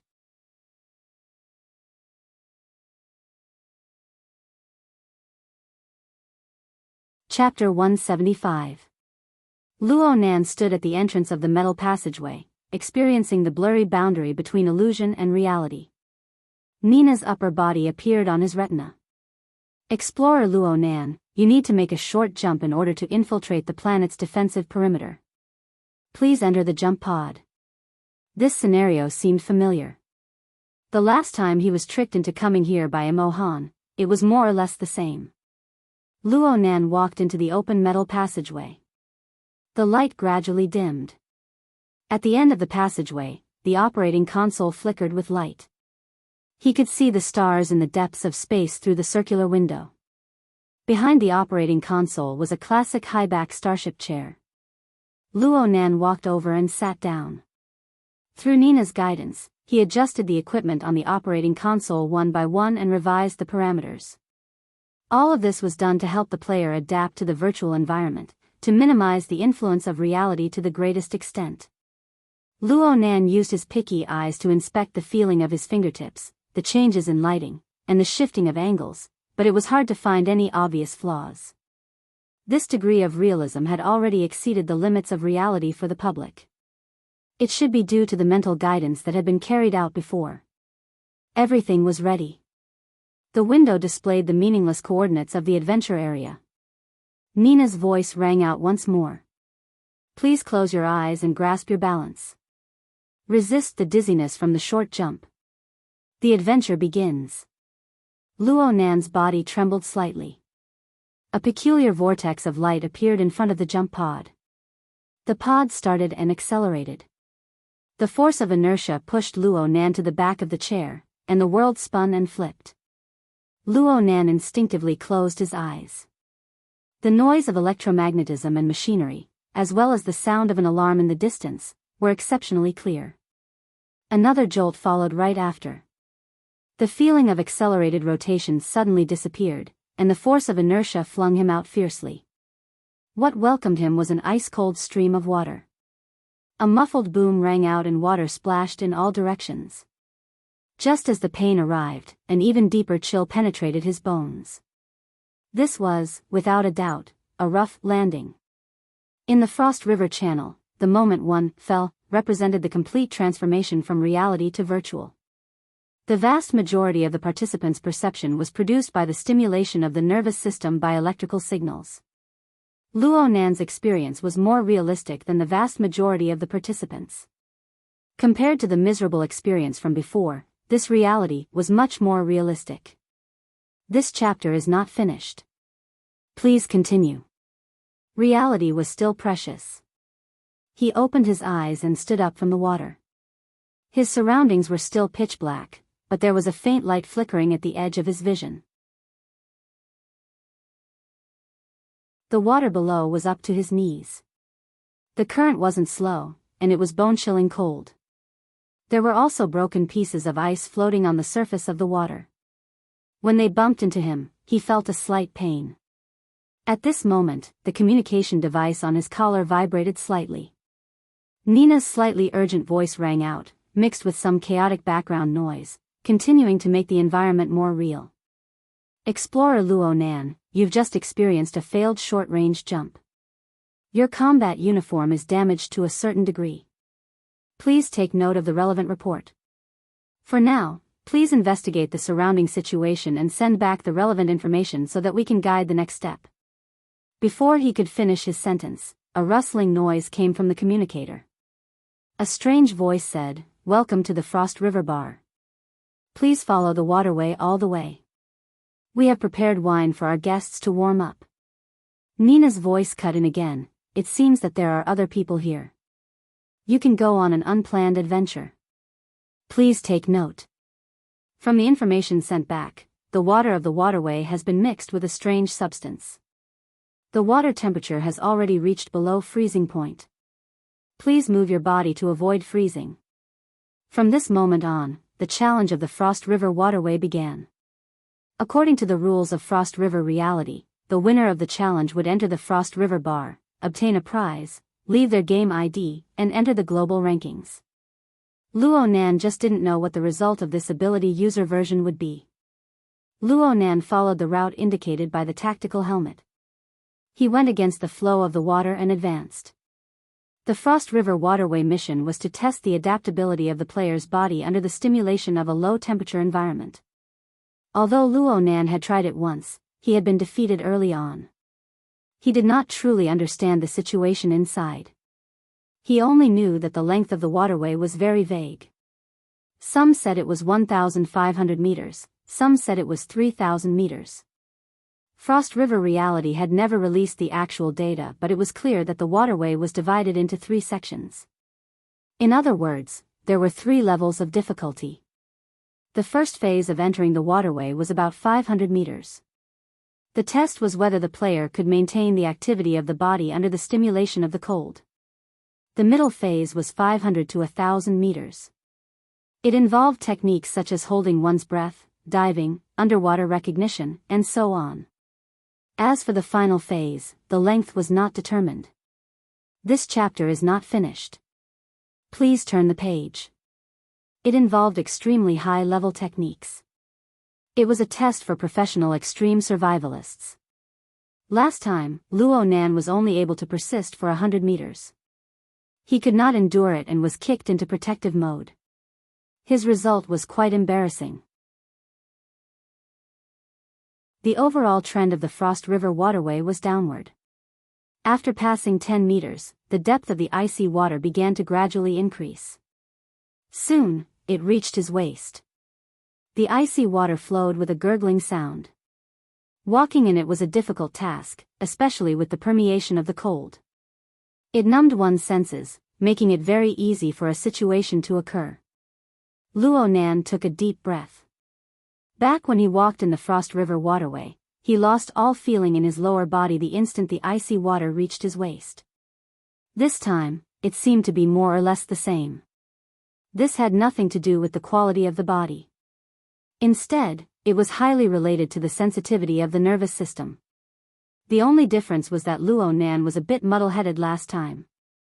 He was very sensitive to stimulation, but he did not know where his sensitivity came from. Right now, he could clearly feel that external stimulation acted on the cold receptors of his skin, forming nerve impulses that entered his central nervous system. They were conducted all the way to the temperature regulation center of his hypothalamus. His clairvoyance of the state of his body had already entered a level that ordinary people would find it hard to reach. It was a bit strenuous to cut into the cellular scale of the human body with a sensitivity of close to 1/10 millimeter, but when combined with his personal perception, he was still able to grasp a general outline. But this way, the amount of information that needed to be processed increased substantially. A sense of exhaustion quickly assaulted him, and his rapidly decreasing body temperature increased the rate at which his energy was being consumed. Next, his legs went soft, and he fell into the water. He had the helmet to protect him, so he did not choke. But the torrent of ice wrapped around his helmet smashed over with tinkling sounds. The icy water overflowed into his damaged combat uniform, and the chill penetrated deep. The excessive stimulation caused his blood to flow back. His body instinctively prioritized protecting his internal organs.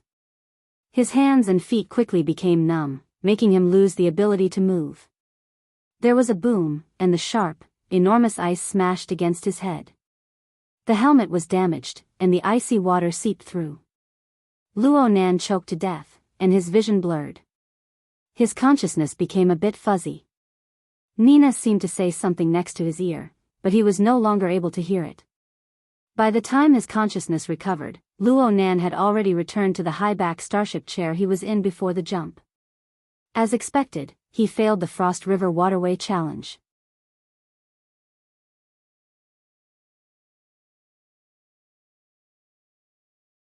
Chapter 176. Luo Nan leaned against the back of the chair. His hands and feet were powerless for a time. His body needed a certain amount of time to adjust to the changes in the external stimuli. Right now, a hologram was erected in front of him. The central region was a playback of the video. It displayed the details of his actions in the Frost River waterway from multiple perspectives. There was no need to elaborate on his sorry state. All sorts of data appeared around the playback. Many of them were specialized terms. Luo Nan didn't really understand them. Even if he understood, it was hard to understand a project that had been completely digitized. He didn't know what level it represented, whether it was good or bad, due to the lack of comparison. Luckily, he discovered that there was a rather shallow conclusion at the lower center of the hologram. The challenger's body is weak, but he possesses outstanding sensory precision. He is a precision-oriented, mentally enhanced. However, he lacks the corresponding information processing skills. He lacks control over his body. He remains in the instinctive stage. Information processing skills? Control? Luo Nan recalled the experience he had just experienced. He had received a lot of information, but that was all. All of his nerve impulses and related reactions were still carried out according to his body's functions. They were carried out step by step. There really wasn't much control. He was quite convinced by this evaluation. Obtaining information was one thing, but processing and controlling it was another. Luo Nan knew that the temperature control center of the human body was located in the hypothalamus. He also knew the relationship between the relevant control areas and the type and nature of the neurotransmitters secreted. He also possessed the corresponding soul strength. It was enough to interfere with the material plane and give sufficient stimulation to the corresponding nervous tissues. But he really didn't know what to do if he let Luo Nan control it. This wasn't something that could be realized with just a thought. If he really did it, what would be the priority? It must be known that the hypothalamus was an important area for regulating the internal organs and endocrine activity. If the stimulation was inappropriate, it wouldn't just be a matter of losing the challenge. He might even play himself to death on the spot. Luo Nan sighed. He looked at his sorry state a few more times and chose to challenge once more. Bai Xinyan wanted him to try many times before. She gave him 2 hours of time. Only a quarter of the time had passed. He still had to practice. The problem was that nothing much had changed when he entered the Frost River waterway once more. The icy water of the Frost River waterway was fine. Please continue to the next page. What gave Luo Nan a headache was the rapid flow of water and the enormous chunks of ice that came crashing down from time to time, as well as other debris. Under the influence of the numbness caused by the cold, Luo Nan simply didn't have the leeway to dodge. He could only fail again and again. Luo Nan's dispirited thoughts were accumulating. He wasn't afraid of failure, but he was very vexed by the feeling of powerlessness that came from being unable to fix his own problems. He had practiced a few times, but he collapsed in the first 500 meters every time. It was the same problem every time. What was the point of trying again? The accumulated emotions had already caused his soul strength to go a bit out of control. Luo Nan simply chose to withdraw. The sealed magnetic cabin opened, and the luxurious high-back chair was restored. Luo Nan sat on the chair and was stunned for a moment. He smashed the armrest heavily and ignored the system notification. He took off his helmet and prepared to take a good breath. But the moment he took off his helmet, all the indicator lights around the high-back chair he was sitting on went off. The guide, Nina, disappeared, but the lights in the room lit up. The atmosphere of business was completely destroyed. His wristband vibrated again, and the system prompted, "You have voluntarily exited the system. Temporary authority has been turned off." Luo Nan was stupefied. He looked at his watch again. Not even half of the 2-hour time limit had passed. He just wanted to take a breather. Who would have thought that the system would turn off so simply? This kind of authority was really too much of a scam. Looking at it from another angle, that Ms. Bai probably didn't plan on giving people the option to rest midway. From the looks of it, that person's temperament wasn't that easy to deal with. Luo Nan's heart spontaneously gave birth to vigilance. He was like a mischievous student facing a strict teacher. And very unfortunately, he did a terrible job on the first assignment that this teacher assigned. His first impression of her had probably been completely destroyed. Luo Nan was a bit troubled, but it was too late for regrets now. The temporary authority had failed, and the illuminated lights revealed a sense of alienation. He could only leave. At this time, the automated mechanical platform rotated to his side. This meant that he had to leave the special tactical helmet behind. Luo Nan was a bit reluctant to part with the helmet when he thought about the difference in experience. This made the regret in his heart grow a step further. Luo Nan hesitated for a moment. He didn't return it for the time being. Instead, he walked back to the scanning area and picked up the other helmet that was placed there. He grabbed one helmet in each hand. "This chapter isn't finished. Please turn the page." He waved his hands. On the surface, there was really no difference between the two.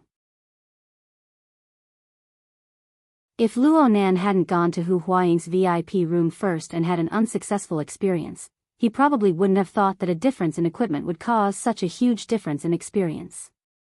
But since he had already found the problem, why not continue to put in a bit of effort and thoroughly figure out what the difference was between the two helmets? Luo Nan couldn't restrain his curiosity. He adjusted the precision of his senses, and his soul strength penetrated the interior of the helmet.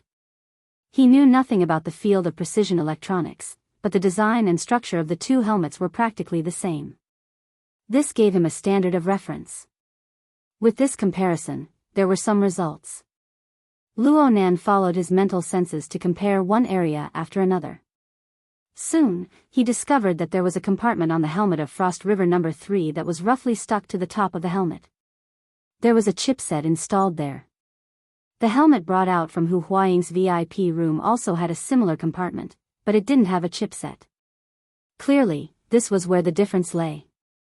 Luo Nan put on the tactical helmet once more, and his consciousness cut in. Right now, there was no system guidance, but the more it was like this, the more fundamental things could appear.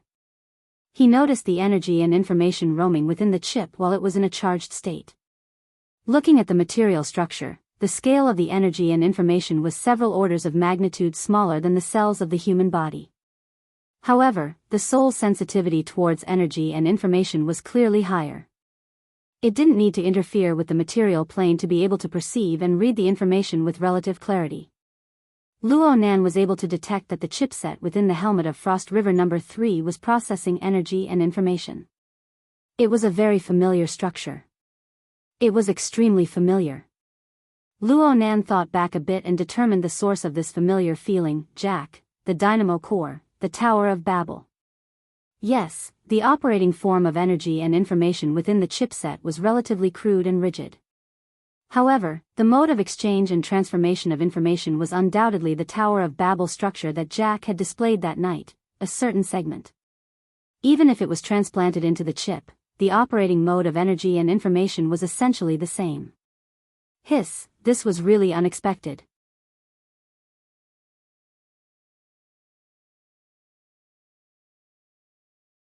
Chapter 177. The reproduction of a portion of the dynamo core's functions? Luo Nan came to this conclusion and was somewhat stunned. He lacked a complete understanding of the origins of the dynamo core. He had more of a guess from the conversation between Jack and Yen Yonghua. This sort of thing should be a cutting-edge product produced by the Apocalypse laboratory behind Quantum Corporation. It possessed overwhelming control over electronic devices. It was a key technology of the fourth-generation burner and could be applied to altered humans. Through special application methods, it could completely break the boundaries between altered humans and burners. For example, Jack. Such sensitive technology had suddenly appeared in Frost River Reality, a virtual attraction project for the masses. Moreover, it had appeared in such a special segment. Even if it was just a small segment, even if the government, the military, the Ability User Society, and various technology companies were all involved, it was still hard to believe that this was just a coincidence of heroes having the same idea. Was it a repeated experiment hidden within the project? Or was the Apocalypse laboratory also involved in the project? Did the society know about this situation? The series of questions made Luo Nan a bit stupefied. It seemed that he had once again stepped into some muddy water. Of course, as long as he could face the truth, he was more than happy to do so. Luo Nan muttered to himself as he weighed the chip helmet a few times. His eyes gradually lit up. He certainly could not take this helmet away. He certainly could not dig out the chipset inside, but he had a more perfect substitute. His dynamo core, the external neuron. Luo Nan had never used his own dynamo core to build the Tower of Babel. He was worried that his body would not be able to withstand it and he would end up like Jack. But now he had a complete set of peripherals for Frost River Reality. He used the dynamo core's dominance over electronic equipment. The two combined to recreate the immersive virtual experience specifically provided for ability users. It would not be a big problem. The experience was a small matter. If he could dig out some deep information from it, then that would be a huge harvest. Luo Nan could no longer endure it. He could not use Frost River number 3, but it was fine. He could change locations.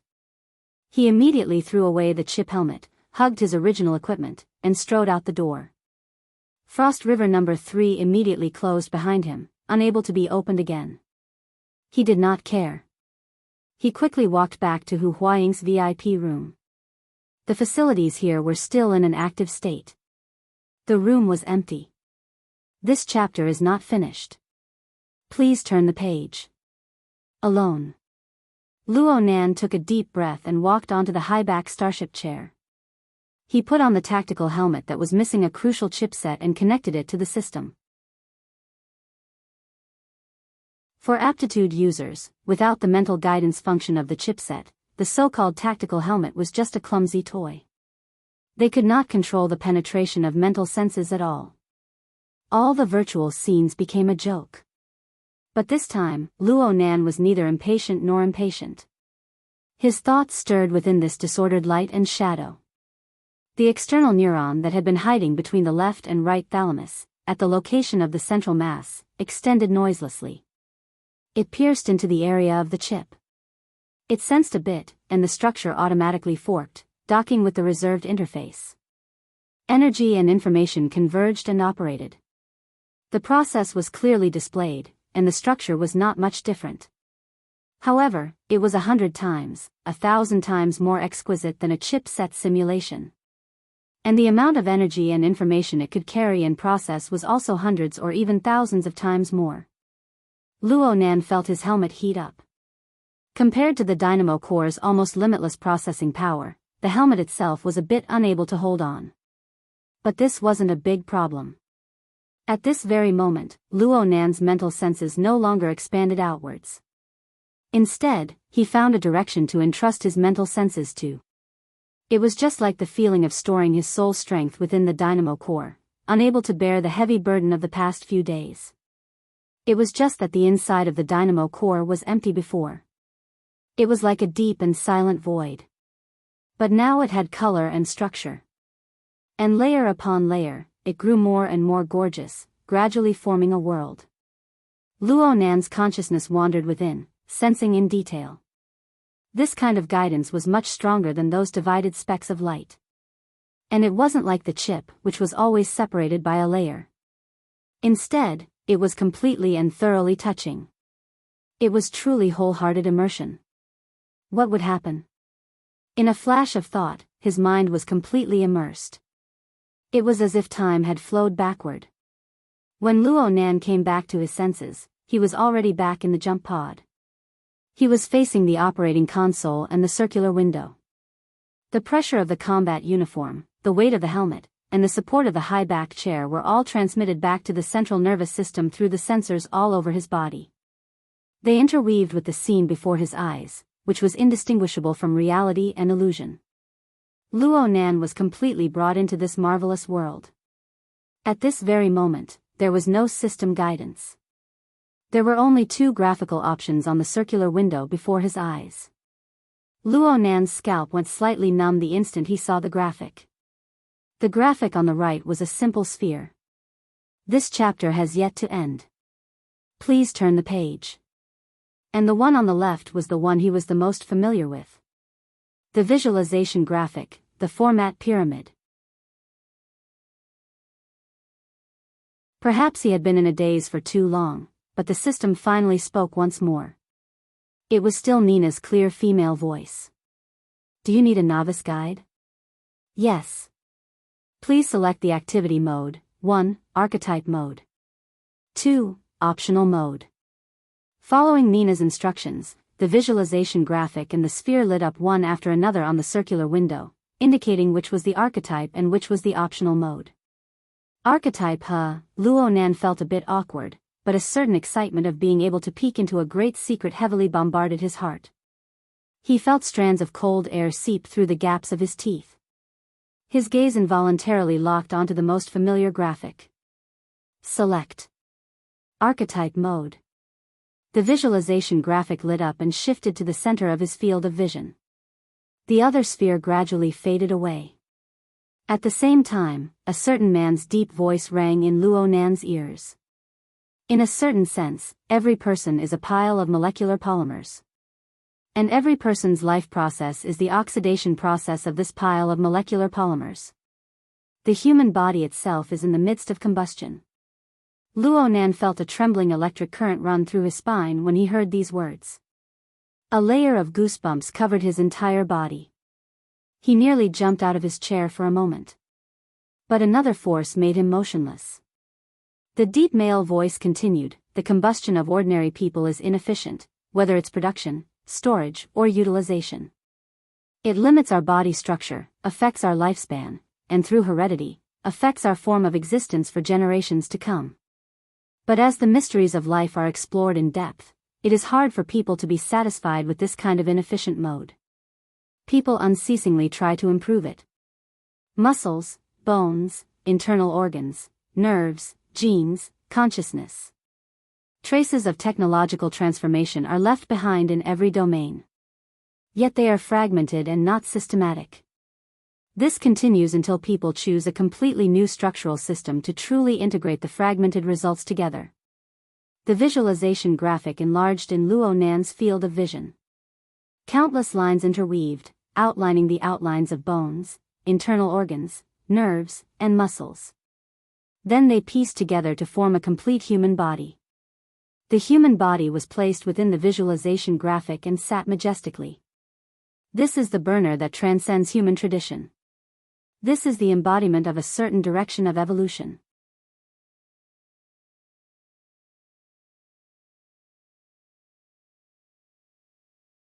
Chapter 178.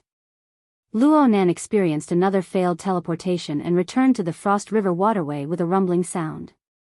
The rapid flow of water and debris flooded his body, bringing a bone-piercing chill.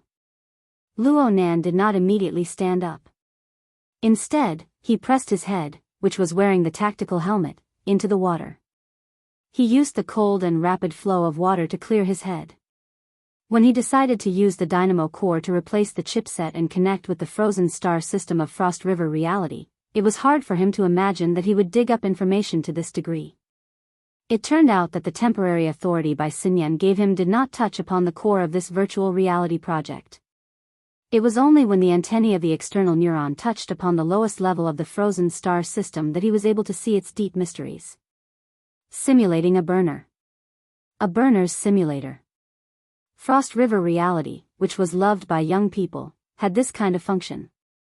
Okay, this was completely within reason. The government and the military were involved, and it was a huge project like virtual reality. It was very normal to borrow the chicken to lay the egg, to do some model construction, actual combat deduction, and so on. However, this kind of optimization, that was specifically targeted at ability users and burners, as well as the technological methods used, really made one's imagination run wild. Luo Nan was already used to skipping over the familiar plot guide, so he did not pay too much attention to it. He just pondered over his current state, wanting to see what was different in the end. Suddenly, Nina's warning streaked across his ears. Please pay attention to the internal energy reserves of the archetype format. Allocate your energy properly and avoid freezing. Huh? The lines changed? Luo Nan suddenly realized something. He still remembered that Nina's guide process was to indicate that his combat uniform was damaged and that the water in the waterway was abnormal. Then she said, "Please move your body sufficiently to avoid freezing." What the hell was this internal energy reserves that suddenly popped out? The scene on his retina changed as this thought flashed through his mind. A thick, white U-shaped symbol appeared in the lower left corner, reminding Luo Nan of his attention. When Luo Nan's gaze was focused on the U-shaped symbol, the deep and low background explanation rang out once more. Through the introduction of the archetype format, burners transcend the traditional inefficient combustion mechanism of humans. They fully convert and utilize the internal energy of the human body to obtain a higher utilization efficiency. When the explanation rang out, the U-shaped symbol changed color. It changed from its initial white color to red, orange, and green. If this chapter is not finished, please turn the page. Red, blue, purple, and then return to the original white. During this period, the colors in the U-shaped logo kept rising and falling, revealing the most important information in a visual way. Luo Nan combined the relevant text with the explanation and soon understood the meaning within. Burners could utilize the archetype format to continuously transform, store, and increase the internal energy of the human body. The water level within the U-shaped symbol was the amount of internal energy reserves that could be utilized. And the color changes of the spectrum were the energy forms arranged from low to high efficiency. There were a total of 6 levels. It was obvious that when a burner's internal energy reserves were very close, the key factor that determined the level of their abilities lay in the form of energy. C. The chemical energy naturally generated in the body of a strong man weighing 100 kilograms combined with the mechanical energy produced by his muscles was a joke compared to the antimatter annihilation reaction created by a strand of a baby's fetal hair. Of course, this comparison itself was a joke. But this was the secret of the burner's power, or at least a very important part of it. Luo Nan stood up straight. The ice-cold water continued to wash over him without end, causing the temperature of his body to rapidly decrease. He didn't move. Instead, he waited. Where was the internal energy reserves? Where was the archetype format? Even though his body was within a game system, Luo Nan didn't believe that he was simply playing a game. The so-called internal energy reserves and archetype format shouldn't be concepts set up by the game. They shouldn't be labeled as data. There must be some sort of concrete experience, even though the method he used to enter this place wasn't very standard. BZZT BZZT BZZT, a strange noise rang out. The scene displayed on Luo Nan's retina and the background explanation by his ear became a bit fuzzy. It was clear that there was a strong interference. The interference passed in the span of a second or two. But whether it was the background explanation or Nina's system guidance, there was no follow-up. There was only the singing that came from the radio waves of the Frost River bar in the distance. It mixed with the clamor towards Luo Nan, who was within the waterway, and it called out, "I used the fine wine of my memories to fan the flames, to solidify her within the layer of ice." Luo Nan could feel the top of his head lightly vibrate amidst the cold and intermittent singing. A numb and crisp feeling spread from top to bottom, layer by layer, from the top of his head. Please continue to the next page if this chapter doesn't end. It gradually spread to his shoulders, neck, chest, back, waist, and legs. In the end, it converged to the soles of his feet. During this time, his brain, spinal cord, and even the 12 pairs of cranial nerves and 31 pairs of spinal nerves all transmitted fine feedback. Moreover, this spurred the nearly 1,000 bones, muscles, and even the billions of blood vessels and fibers in his entire body to form an innumerable signal that was transmitted back to the central nervous system of his brain. Luo Nan wanted to distinguish these signals one by one, to clearly understand the meaning contained within, and to instantly make the correct response.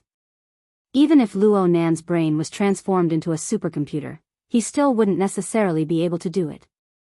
But when these signals swarmed over and circled around the external neuron, they instantly separated into a marvelous order. Some were a bit stronger, some were a bit weaker. Some were a bit more urgent, some were a bit more relaxed.